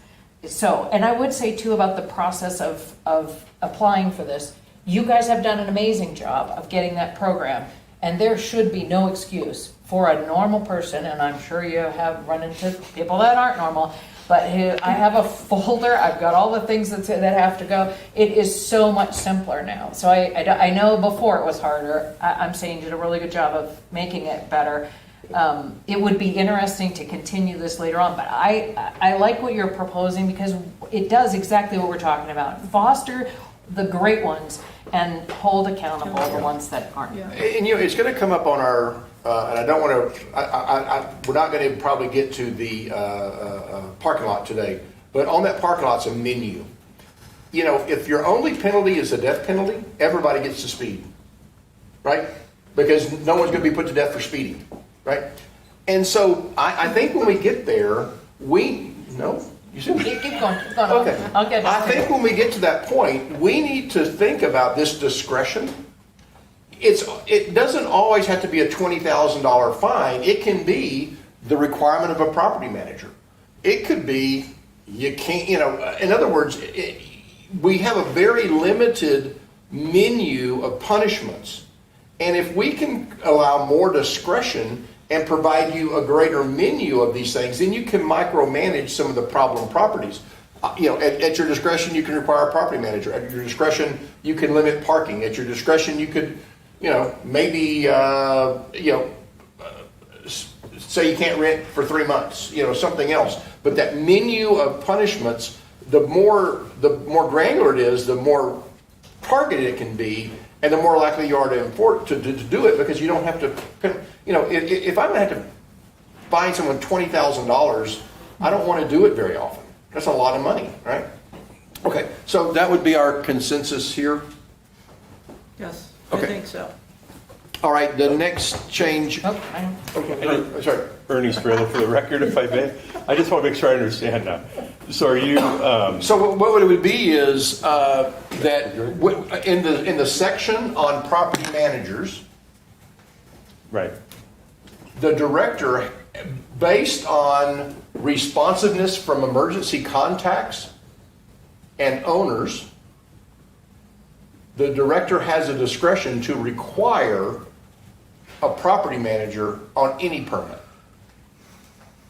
even a 4. You know, in other words, I've got a 4. I got a 4 place, but every time I go on vacation, I turn my phone off. I go on cruises. Yep. I'm the manager because I'm local. But I'm nowhere to be found. So anybody who has, not just 7, anybody who's not responsive to you, you have the discretion to require a property manager on any permit. so Ernie Strela for the record. We're not I thought I heard you say you were going to take away, we're not going to require property managers for any tier? Oh, no. We didn't say All the existing property managers Okay. apply. Yeah. It is, Yeah. no, what I'm saying is we're going to keep the current property management structure, but Okay. give you the authority to require a property manager on any property Okay. at your discretion based on the responsiveness from emergency contacts and property managers and owners. No, I like that. Okay. That's okay. I just want to make sure I understood. Sorry, yeah, because the next question, the next thing I have is on page 87. We got an and. I'm assuming everybody's okay with that. 3. Okay. The owner must immediately notify the county in writing upon the change of local contact, local insured property manager, and/or the telephone numbers. And then the changes must be posted in the interior near the entrance of the VHR. Yeah. Anybody? Nope. Lauren, right for the record, why isn't it just and the telephone numbers? Why is it or? And or if you keep your same property manager, but he got he switched to Verizon, now he got a new number. Okay, I got you. Thank you. And near the entrance of VHR, everybody's okay with? Okay. And then there's a change from will to may, so more discretion here. All local contacts, owners, local licensed property managers shall have successfully completed VHR training course and achieved a qualifying score on a county administered test. Once certified, local contacts, owners, local property managers may not be required to become recertified. So I think this is just giving Ernie discretion. We've had some issues you claim you didn't know, so we may require you to take the test. Sorry. Ernie's trailer for the right. Yeah, I mean, the purpose of that, when we do changes to the code, I usually push out a requirement that everybody has to retest, right? Because it doesn't make sense to test the old stuff anymore. Yeah. So we actually update the test a little bit. Okay. But, okay, wait, Lauren Roman, for the record, okay, every single year, owners and property managers and licensed emergency contacts have to take the test, No, correct? No, no, Why- no, it's why- not why- required. It's one and done unless, It's usually, it's not required every year. I have to send in my results. You send it, well, you can send in your old result. You don't have to retake it every year. So, thank you though. Thank you for retesting. There's no, we don't My see it. husband had to take it, and before he was never home, so I'm it was sorry. like he was taking it too, so I can tell you the rationale. I, can, to me, I would think that in order for you to have your VHR permit, you need to sit down and take that test and get yourself, although I have a couple of questions on some of them but I think you should have to. I don't think I should be able to turn in. yeah, Ernie Strello for the record. The reason I don't, it costs a lot of money to keep pushing out those tests. But I mean, that's one reason. But the main reason is I usually push out a new test, usually about 1.5 years, 2 years. When you guys do like this, I'll have to revise the code again, and I'll push it out. And so when you go for renewal, you'll probably have to take the test again. And so more generally than not, because of the frequency of us changing it, Yeah. it typically gets pushed out almost annually anyways with a new test, but it's not required. We don't, once you've taken it, but thank you for that. We appreciate you staying up to date. And I got an 80%, which is. Oh, that's not a good, that's not, you don't want to tell let's have a people. goose and gander thing. I don't think we've ever been required to retake the test. Yeah, it's like AJ and I flunked it the first time we took it. I so- took it the first time, but I don't think I've ever taken it since. Oh, not again. Yeah, yeah. Yeah, the first time. A lot of errors. The first test was terrible. Yeah. We fixed that whole Yeah. thing. Yeah. But I don't think, it probably good, when you put out a new test, it would probably be a good thing to push it out to us, just so, I can send you a link. You Yeah. can take it. Lauren, for the record, I'm sorry, does it cost the county for us to take the test? Not, It's a link. we buy a packet Yeah. of tests, Yeah. like a amount, so we buy like 400 a year, and it's usually because we get a frequency of turnover for new Contacts. permits and stuff, we kind of use Yeah. it for that. I'll buy a packet of 1,000 if I know we're gonna do like in 2023, where we Right, just right. Okay. did the whole thing. So financially, it behooves Douglas County to It's a- not it- have us retest. I'm No, okay no, with no, that. I always have leftover tests, but it's not, Okay. I don't have 500 Right, leftover right, tests. right.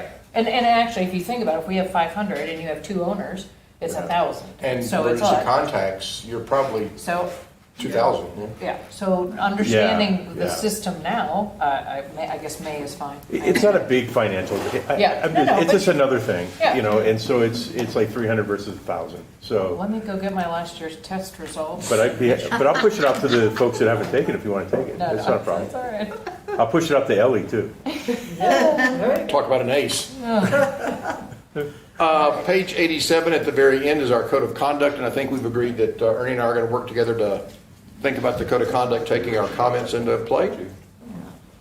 Page 88, number 6. This was one of my comments. The owner must use best efforts to ensure the renters or guests follow the code of conduct and do not, violate provisions. Then there's a new sentence, owners must notify the renters code of conduct, okay. And then owners must ensure local contact. Oh, I guess the other one, sorry, this is a different version. Because one time it said it's required, and the next time it said best efforts. Okay. We fixed it for you. Okay, so page 88, is everybody okay with that wording about the code of conduct? Okay. Page 89, we're adding code of conduct, which we'll talk about next meeting.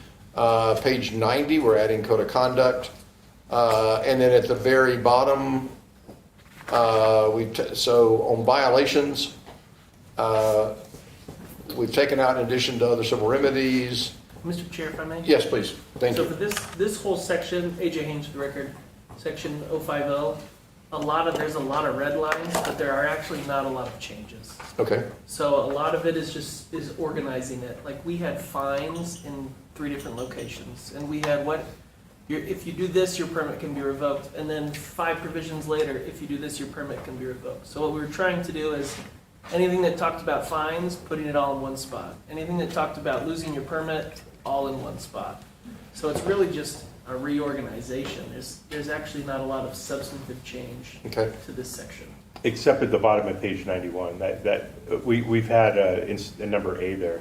Yeah. We said, or who held a valid, there was actually some missing verbiage in the code that it was, on appeal, might be subject to a reversal of a fine because we didn't add all the proper people, right?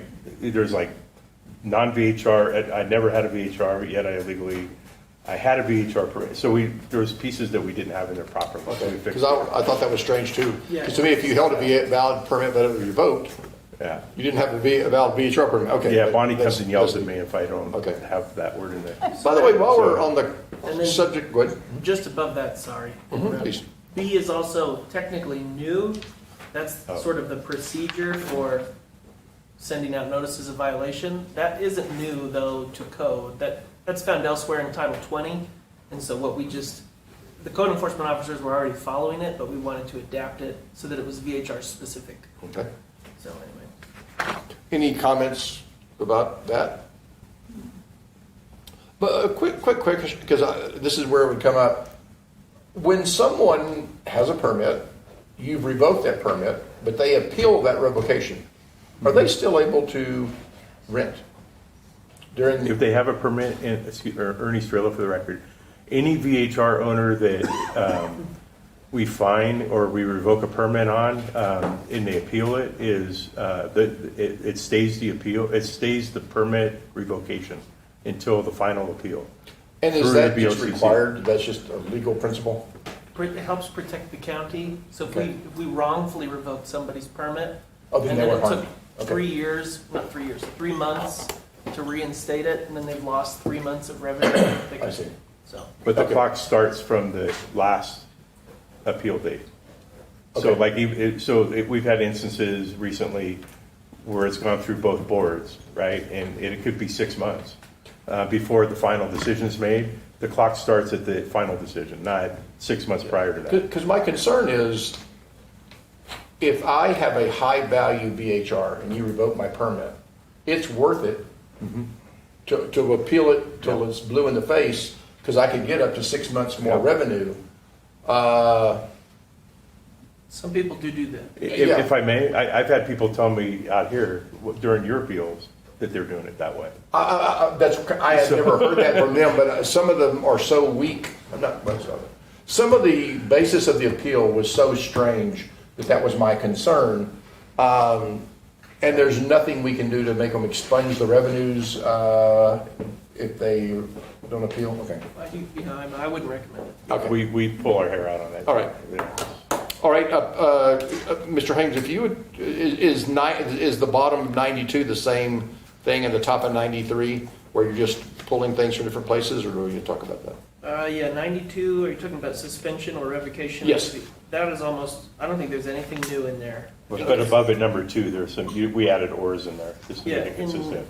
further up on 92, other violations, that was just to clarify that a local licensed property manager can be issued a fine. Okay.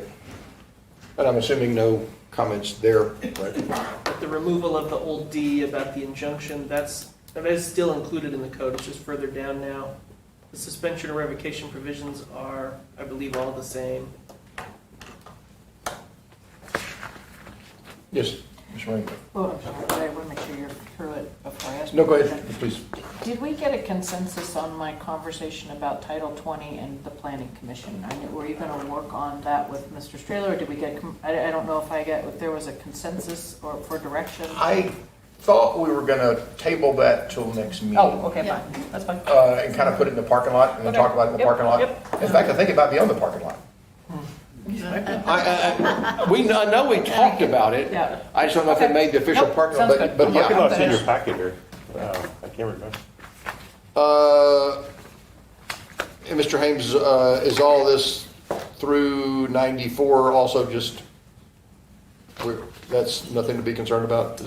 That's more of just putting it all in the right place and? Yeah, it's just a lot of just moving things around. Moving things around, okay. There were concepts that were found elsewhere in the code that didn't need to be in this section of code, they were just removed. Anytime you put something in code twice, you run the risk of it contradicting itself. Yep. So it was really mostly, this whole section is heavily marked, but it's mostly cleaned up. Sounds good. And the next thing is on page 97. We've added basis of appeal and may be stated by the clerk. Well, there is, on page You have 95. Okay, let's go You have back. to talk about that. Okay, please. There's a highlight. The board wanted this advisory board to discuss whether the East Fork Township position was still desirable. Thank you. You want to go first? Patty Graff, for the record.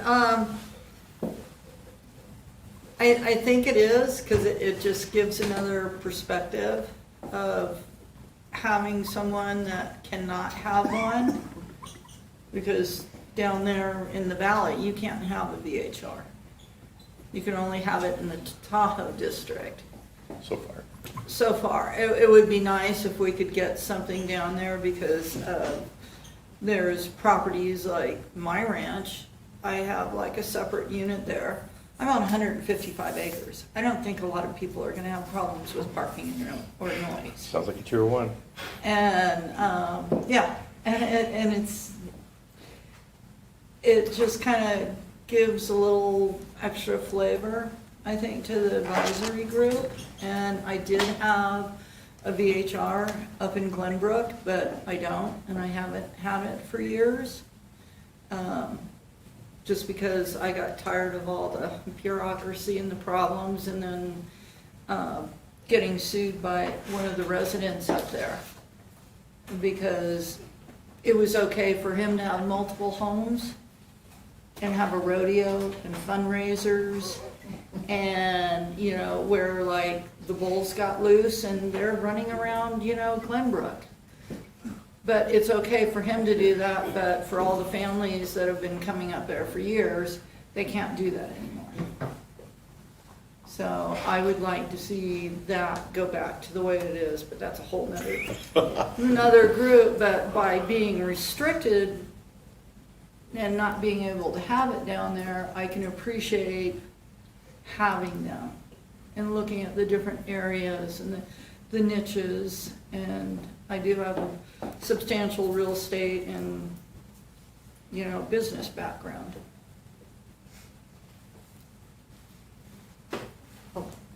Lauren, go ahead. Lauren remained for the record. This was just something that was fought over for a long period of time, and actually I'm trying to think of how it went in and out and then became this, but this was not the way it was started to be intended. And Patty was a wonderful pick because she owned a VHR but lived in the valley. It was wonderful. I do think when we go back to the discussion about like going through the planning committee and all that stuff and having a VHR advisory board, I know it's frustrating, I know it takes a lot of time, but I think we come up with a better program because of the debate and the conversation. And I do think it's important that the people that are on the advisory board are affected positively and negatively or whatever by VHRs. And right now where it is not allowed in the valley, there is not an understanding. Patty's an unusual case with that, and we lucked out on it. So to me, the wording should be that the VHR advisory board consists of 5 members comprised of the following: 3 residents of any area which VHRs are permitted in that are current permit holders, and 2 residents from any area where VHRs are permitted that are not permit holders, would be my suggestion.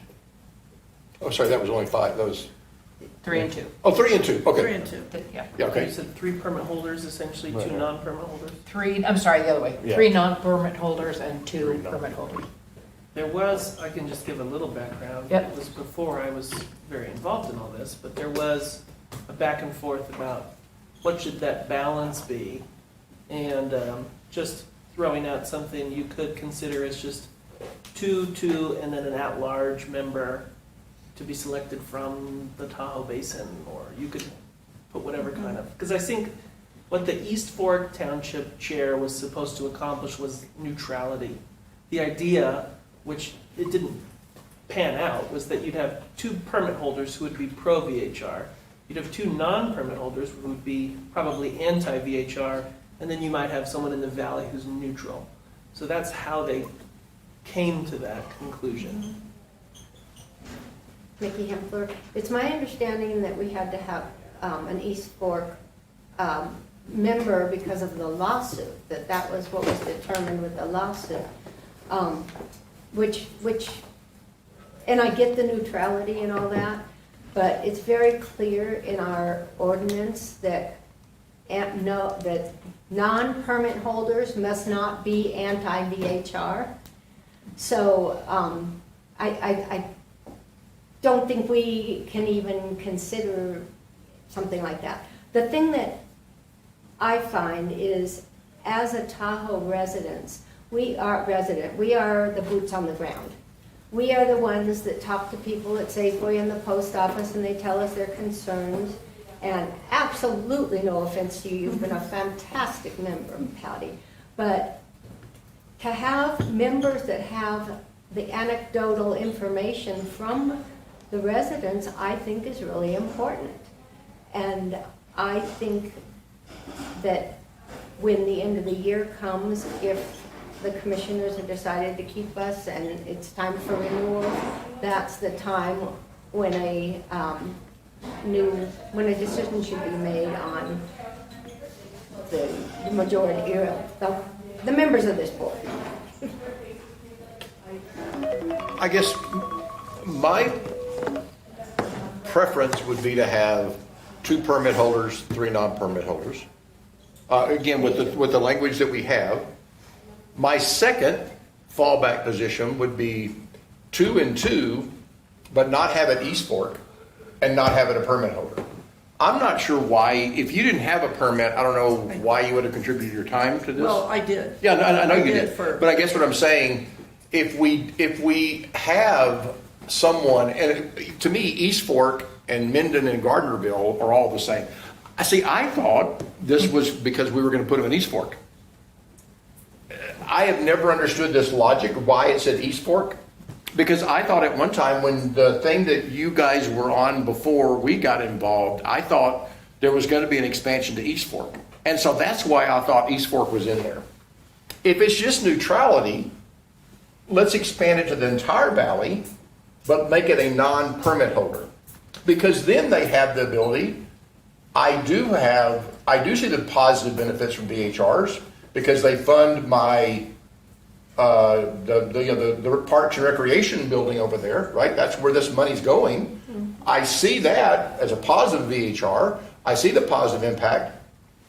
But I'm not a VHR permit, so I can see. So to me, if we want 2 and 2 and completely neutral, I think that a completely neutral needs to be non-permit holder.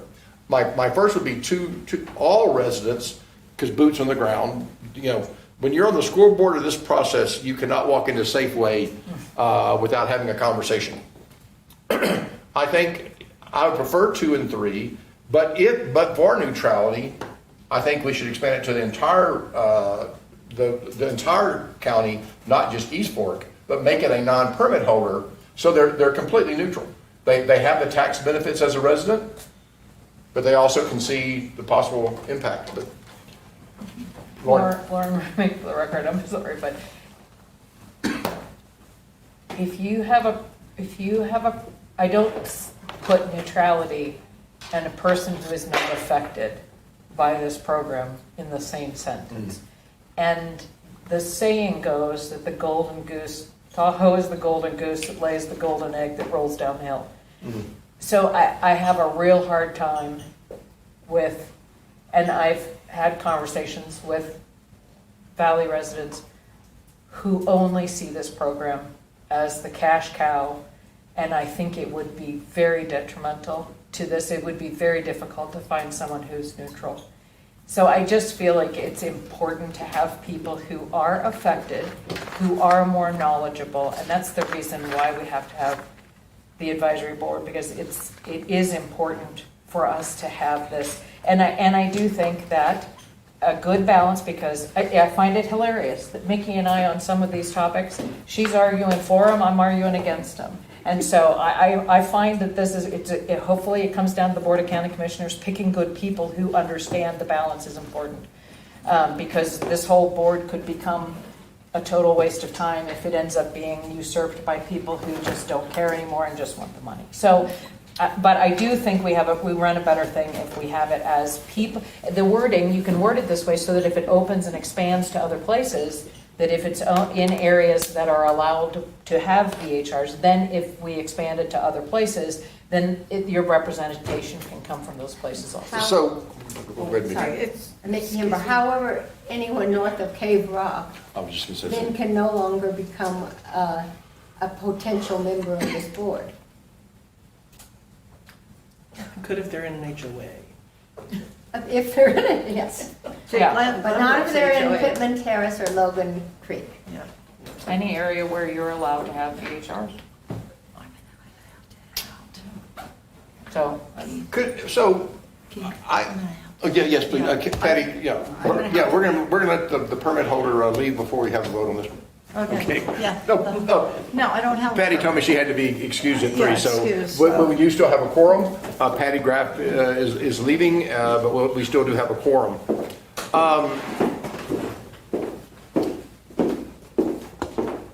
I guess there could be a situation we could put 2 options before the Board of County Commissioners, because we're not wordsmithing, we're not proposing this, but I think we could say that we were. And I don't want to necessarily mention Patty, but we could say that, there was less consensus on this issue than others. And that there were 3 members who believed they ought to be residents of the area with VHRs, and 2 permit holders and 3 non-permit holders. As you know, and if the commissioners didn't like that, our other suggestion would be to have 2 and 2 and 1 at the discretion of the county commissioners. Because like, again, it's the same thing. I don't know why you would do, and so let me come back to your comment. You know, I never say never, but I have absolutely no intent to be on this committee next year. I just have no desire and no intent to do it. That could change. And I guess that's one of my issues as well. If this is going to be a thing about, and I will say this, when you look at where we have had a lack of strong consensus, and I'll call strong consensus 4 of the 5, it has been about fines and penalties. There's been more, if you were to say this, you know, where your alignment with the permit holder has been more indicative of where you fall, it has been in the fines process. And I'll exempt you from that someway. Okay? Yep. So this committee, when this thing has been running for 2 or 3 years, and there's not these code changes, it basically is getting together when there is that situation. And so I think as we think through the future of this committee, I think that is an issue where non-permit holders play a role. And so that would be mine, is that our first thing is all residents of areas that allow VHRs, and then 3 of them are non-permit holders, 2 of them are permit holders. That'd be my first preference. My second would be 2 and 2, with the commission having an at-large. Yeah, please. Pardon me for the record, can I talk you into just the first suggestion? Okay. Okay. It's my favorite. Okay. Disagree with that? Okay. Fine. That's our suggestion, and we're sticking to it. Okay. Page 97 at the top is, they added basis of appeals. The scope of such hearing shall be limited to any or all the... spelling. Sorry. Sorry, go ahead. Spelling? Oh, basis, yeah. We have, Bases. we're playing some baseball. No, I think it's bases, it's plural.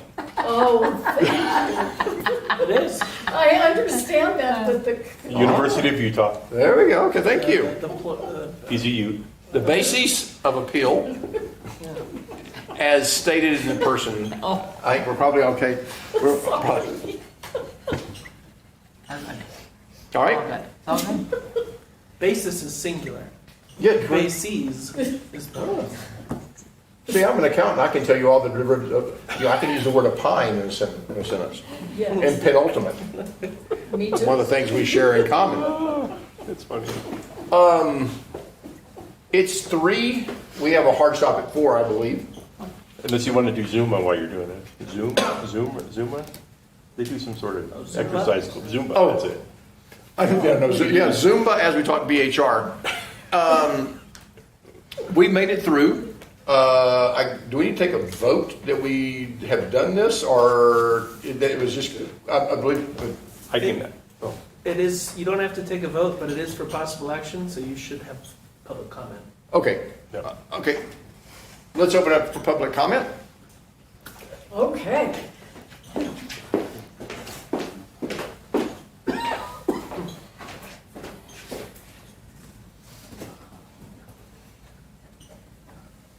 Hello, or good afternoon again. I appreciate, again, everything that everybody has to go through to make a square peg fit in a round hole, because that's what we're doing here.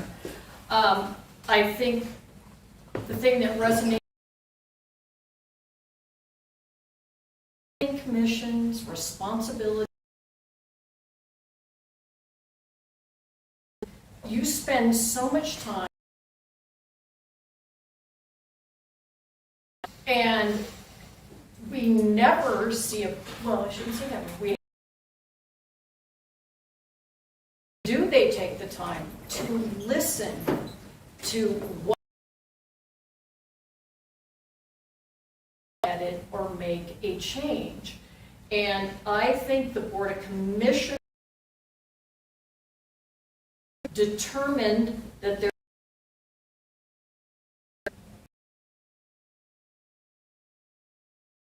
the planning commission can make. Zoning text amendments, period.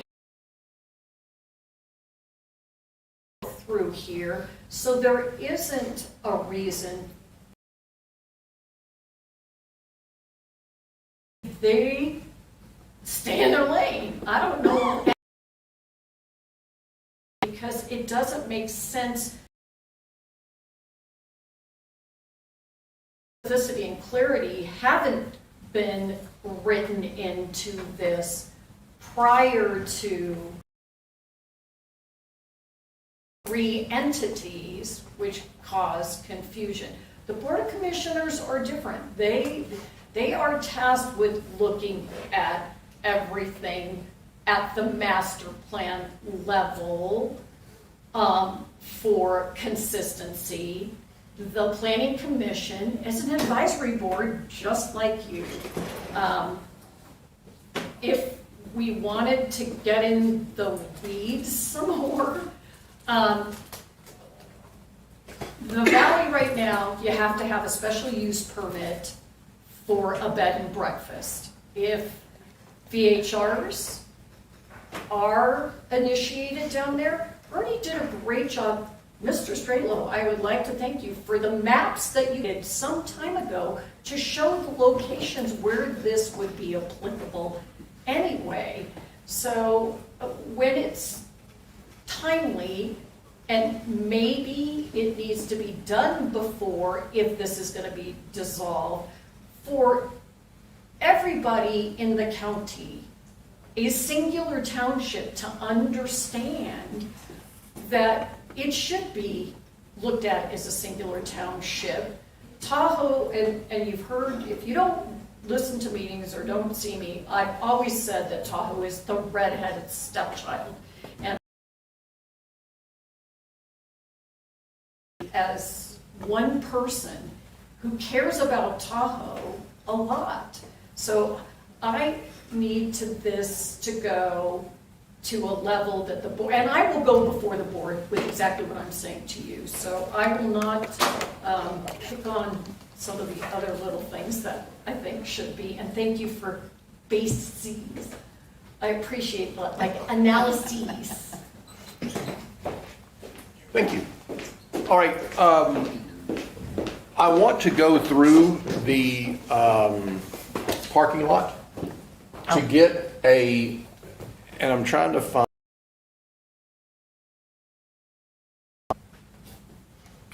What's the The parking lot? parking lot is in your packet. Yeah, sorry, I'm trying to get to the email that you sent. Just, it is page 99 of the packet. Yeah, it's a couple pages past the, yeah, there, it's on her screen there. Yeah, hold on a second. That's the one. Start this is what I'm trying to get to. Got it. Okay, AJ sent us an email on May 2nd. It says, attached to the code. My takeaways from the BOCC meeting were as follows. Because as we go through this, I want to say, are we going to pull these out of the parking lot and have a conversation around them? Or are they something that isn't going to reach ears at the BOCC anyway? Yes. Ernie Strillo, just before you read that, so he sent that before I attached the actual minutes from the board meeting, Okay. what they said. Okay. So I excerpted all this of the conversation, word for word, right, and highlighted it for you. So I would recommend that you actually read this. AJ has a great memory, but he may have forgot the or nan or bases. Okay. So let me start. I think the critical part is the 4th paragraph there. I'm not interested in major revisions, and the revisions we've already discussed, good enough unless they feel super strongly about something that they also want to add, right? So I think that is our hurdle, are these things that we feel super strongly that we want to add. So kind of a consensus up or down on our next meeting. Distance between VHRs. At one time we had discussed the pros and cons, because it was not obvious after we started the conversation. Is it better to have all your VHRs in one location? So we thought this was a great idea. Then we thought, wait a minute, there's some downfalls to this. Do we believe discussing distance between VHRs is something we feel super strongly about and want to talk about? Lauren, away for the record. So to me, there's a difference between feel strongly about and realize that it would take more time to actually come up with a solution that works. So I feel that we have an obligation to get back to the Board of County Commissioners the look of this, and I think that distance between VHRs is going to take way too long. Mickey? I think distance between VHRs is something that the director should handle because he's on the ground there too. So there's no consensus to discuss it. Yeah. VHR board makeup, I think we've had a conversation about that this time. Management company roles, we talked last time that people were having a de facto management company, but doing all the processes a management company you would think intuitively would do. Do we think we want to define a management company role? I don't. I don't remember the conversation about it, but so it's not my issue. Okay, perfect. So I also agree that we should not discuss it. We had a couple of where people, they had a management company to comply. Instead of going to 9, they had a management company. They didn't pay anything, except they were the management company, but they managed the company. They took the reservations themselves. They were the emergency contact themselves. They were fulfilling all that role. Okay. So then we had moves, suspensions, revocations to program, create guardrails. Does anybody remember what that is? No.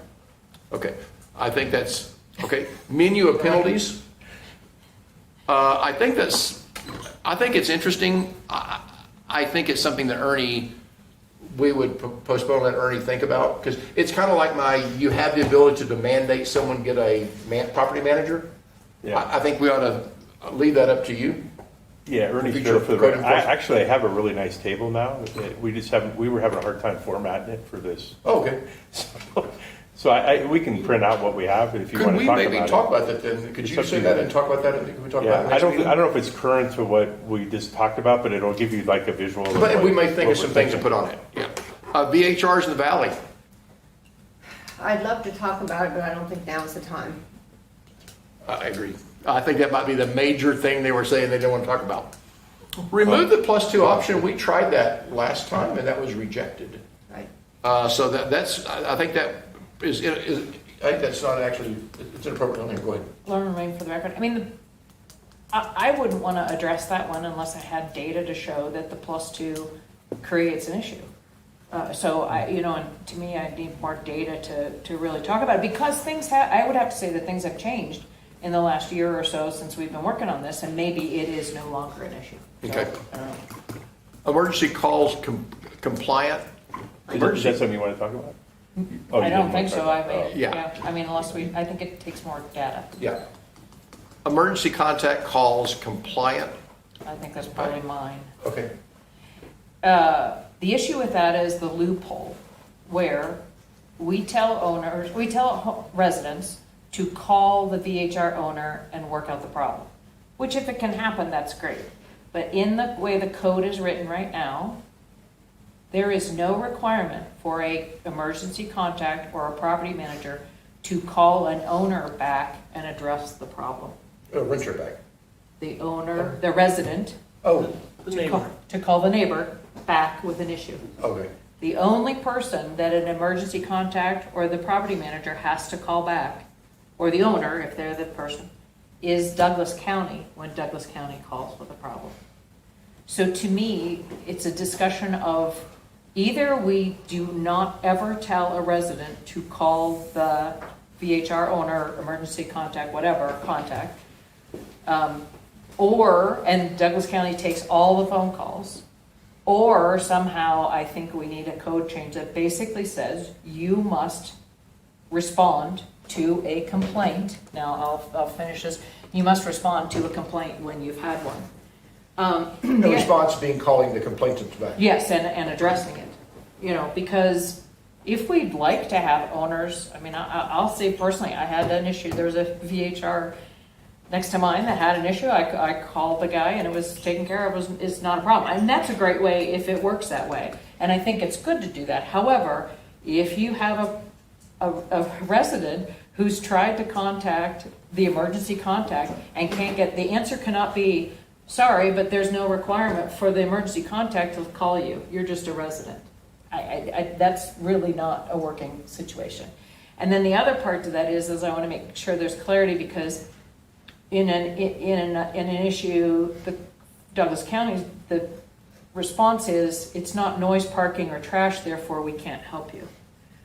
So to me, that should be, hi, you're a resident who's being negatively impacted by something a VHR owner is not doing or did. How can I help you? I mean, I don't know that we're restricted by noise, parking, or trash. And I just want to clarify that, because this is part of this conversation of and let me say this, I do know that we have people who will make phone calls constantly, and I think I think the county's very, very aware of who are the people who will make a complaint about anything. And I think in that case, the county has every right to say to the owner, don't worry about this anymore. This person is it's a constant problem, because I think we have to. It's harassment, and at that point, you say to the resident, you must call Douglas County. You cannot call. You know what I'm saying? I think there needs to be some protection on the other end too, for people who just hate VHRs. But in practice, things are. I don't feel like they were coming through in practice the way in which this was intended, and we want to have neighbors that call and can fix it, but we might have to support that a little more. And so that was a question about in there. And I don't know if we can fix it easily. So you want that on the next menu? Well, I'm looking down this and I'm thinking, if that's the only thing we're talking about and putting a meeting together, that's kind of a ridiculous thing. Because I would say the expansion of nuisance items ought to be part of our code of conduct conversation. So I remember lime scooters being in that, right? Lime scooters aren't noise, parking, blah, blah, blah. Correct, right. So maybe we consider that as part of our code of conduct. Maybe code of conduct is you don't leave lime scooters laying on the street. Yeah. Because, the park I walk in, I walk past the, weave through the toxic battery waste. Of the lime scooters? Yeah. No. So let me say, you Batteries and are water are planning not on good. having a meeting in 2 weeks, correct? And if you are, yes, I would like to have Okay. a discussion about that, and I will look at it better to see if I can figure out some kind of wording that would. Okay. Okay. So emergency call contacts will be there. Expansion of nuisance is going to be added to the code of conduct, right? And then parking passes, shared resource commitment. I want to remain for the record, that was me. And I would just like to have a conversation with, and I wish Glenn and I met one time, and it was interesting, the difference in experience with him in a single family place versus me in a shared resource community. And I do believe those parking passes have helped out immensely in our community. It has been wonderful. But I also, just because that's my experience and that's what I advocate for, I'm not sure that they're actually needed in single family home areas. And I think it would help to not have to have them. But I don't know, so I would have to fall back on somebody else who can give me a sense of whoever lives in single family areas. And so that was because if we can lighten the load on something like that, if you're not feeling it's necessary, but I do feel it truly has helped in our community. So Ernie, let's put this through the hurdle, right? There's a feeling that parking passes are very beneficial in joint, what do we call it, shared resource communities. Condo associate, condo places, right? Because people are parking where everybody else should park. For Glenn, in a single family neighborhood, guess what? You're parking in the driveway. That it's just a burden that maybe we could relieve. That we would only require parking permits in shared resource communities.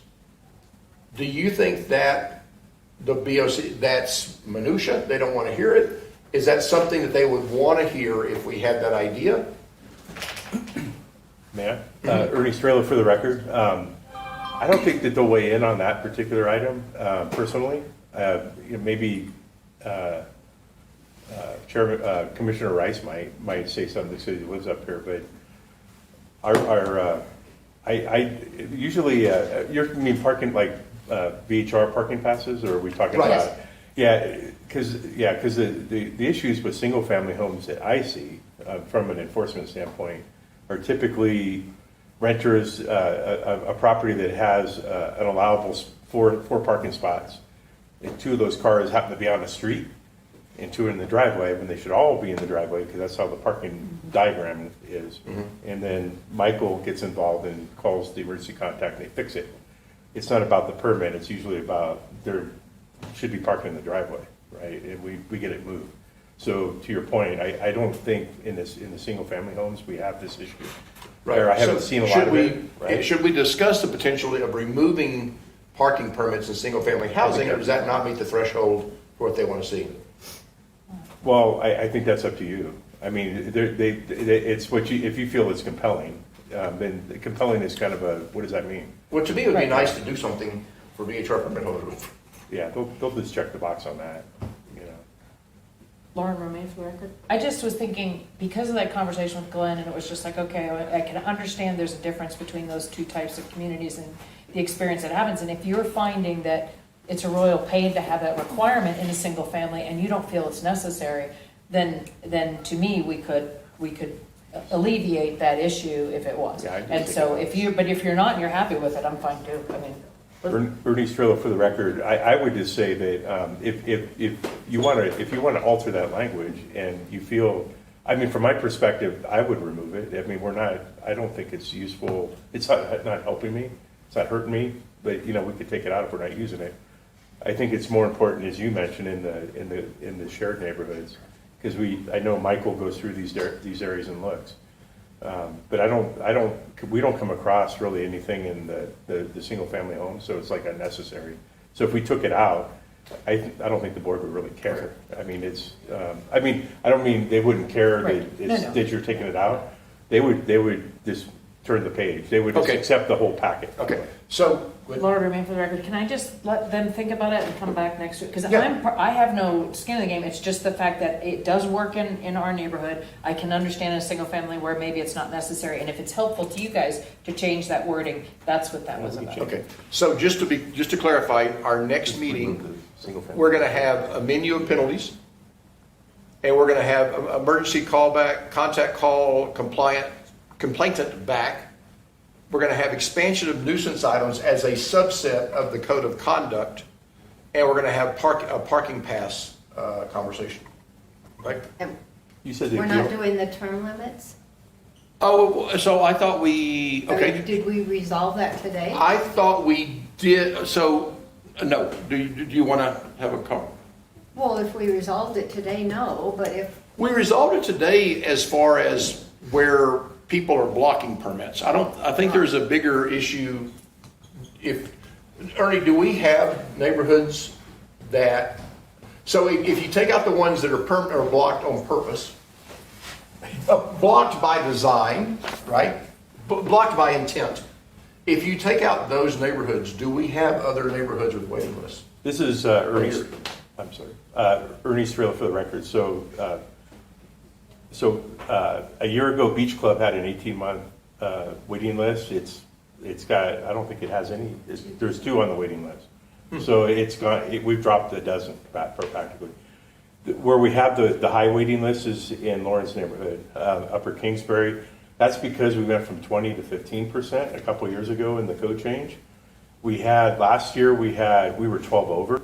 We're not 12 over anymore. So we deduced that while there's 20 on the wait list, or 18 or something like that, we probably have about a 14 to 16 month wait list, but as it goes down, we don't expect that it's going to get bigger. Does that make sense? Okay. So it's constrained today. Come back a year from now, and I'm going to probably tell you the same thing like Beach Club. It's going to be 3 or 4. well, then I don't think we. Okay, so we'll keep that on the And I watch don't have list. any other neighborhoods that are crazy. Okay, Lake Village is a little bit crazy. It And is. then, They want higher capacity. They want more, and we're not giving it to them. They want more percentage, higher percentage rental. What's Lake Village? It's It's Pine Wild, he's talking, maybe. Lake Village is, yeah, by the Casa Colina, Sierra Colina. yeah, Lake Village is pretty crazy too. But that one stays pretty consistent. But I don't know, I guess there's a lot of VHRs, it's designed, I guess, like that, I don't know. I mean, it seems like the HOA and the people that, most of the people, not everybody, but the majority indicate that this is, they should have more VHRs there. Not what I hear enough in your area, but it's like that in League Village. Okay, So so that would be our agenda for next time? maybe, yeah, maybe Okay. that place. Okay, so public comment again for our, related to our agenda next time? I gotta beat a dead horse. Sorry? Am I the dead horse? I think that was, no, I'm sorry, so I just want to make sure formality, right? So we finished the code, we didn't take a vote, we had public comment. Now we've talked about our agenda for next time. It's doing an action, so we're going to have public comment again. If that's wrong, forgive me. I think it's all within the realm of item 1. Item 1 was a code Okay. discussion, and it was including the draft ordinance. We maybe took public comment a little early, and we continued that discussion in order to prepare for the next meeting, but I think it's fine to. We're going to allow public comment on this, and then we're going to have closing comment after that. Okay, I'm just gonna comment now, and I'll be done. I'm gonna beat the dead horse on the +2 for the very reason that it's a perception problem of timeshare versus a VHR. Timeshares are governed very differently than a VHR, and we've kind of merged that, and I would hate to see other items come in, like setting a precedent that this is more like a timeshare and VHRs are segregated.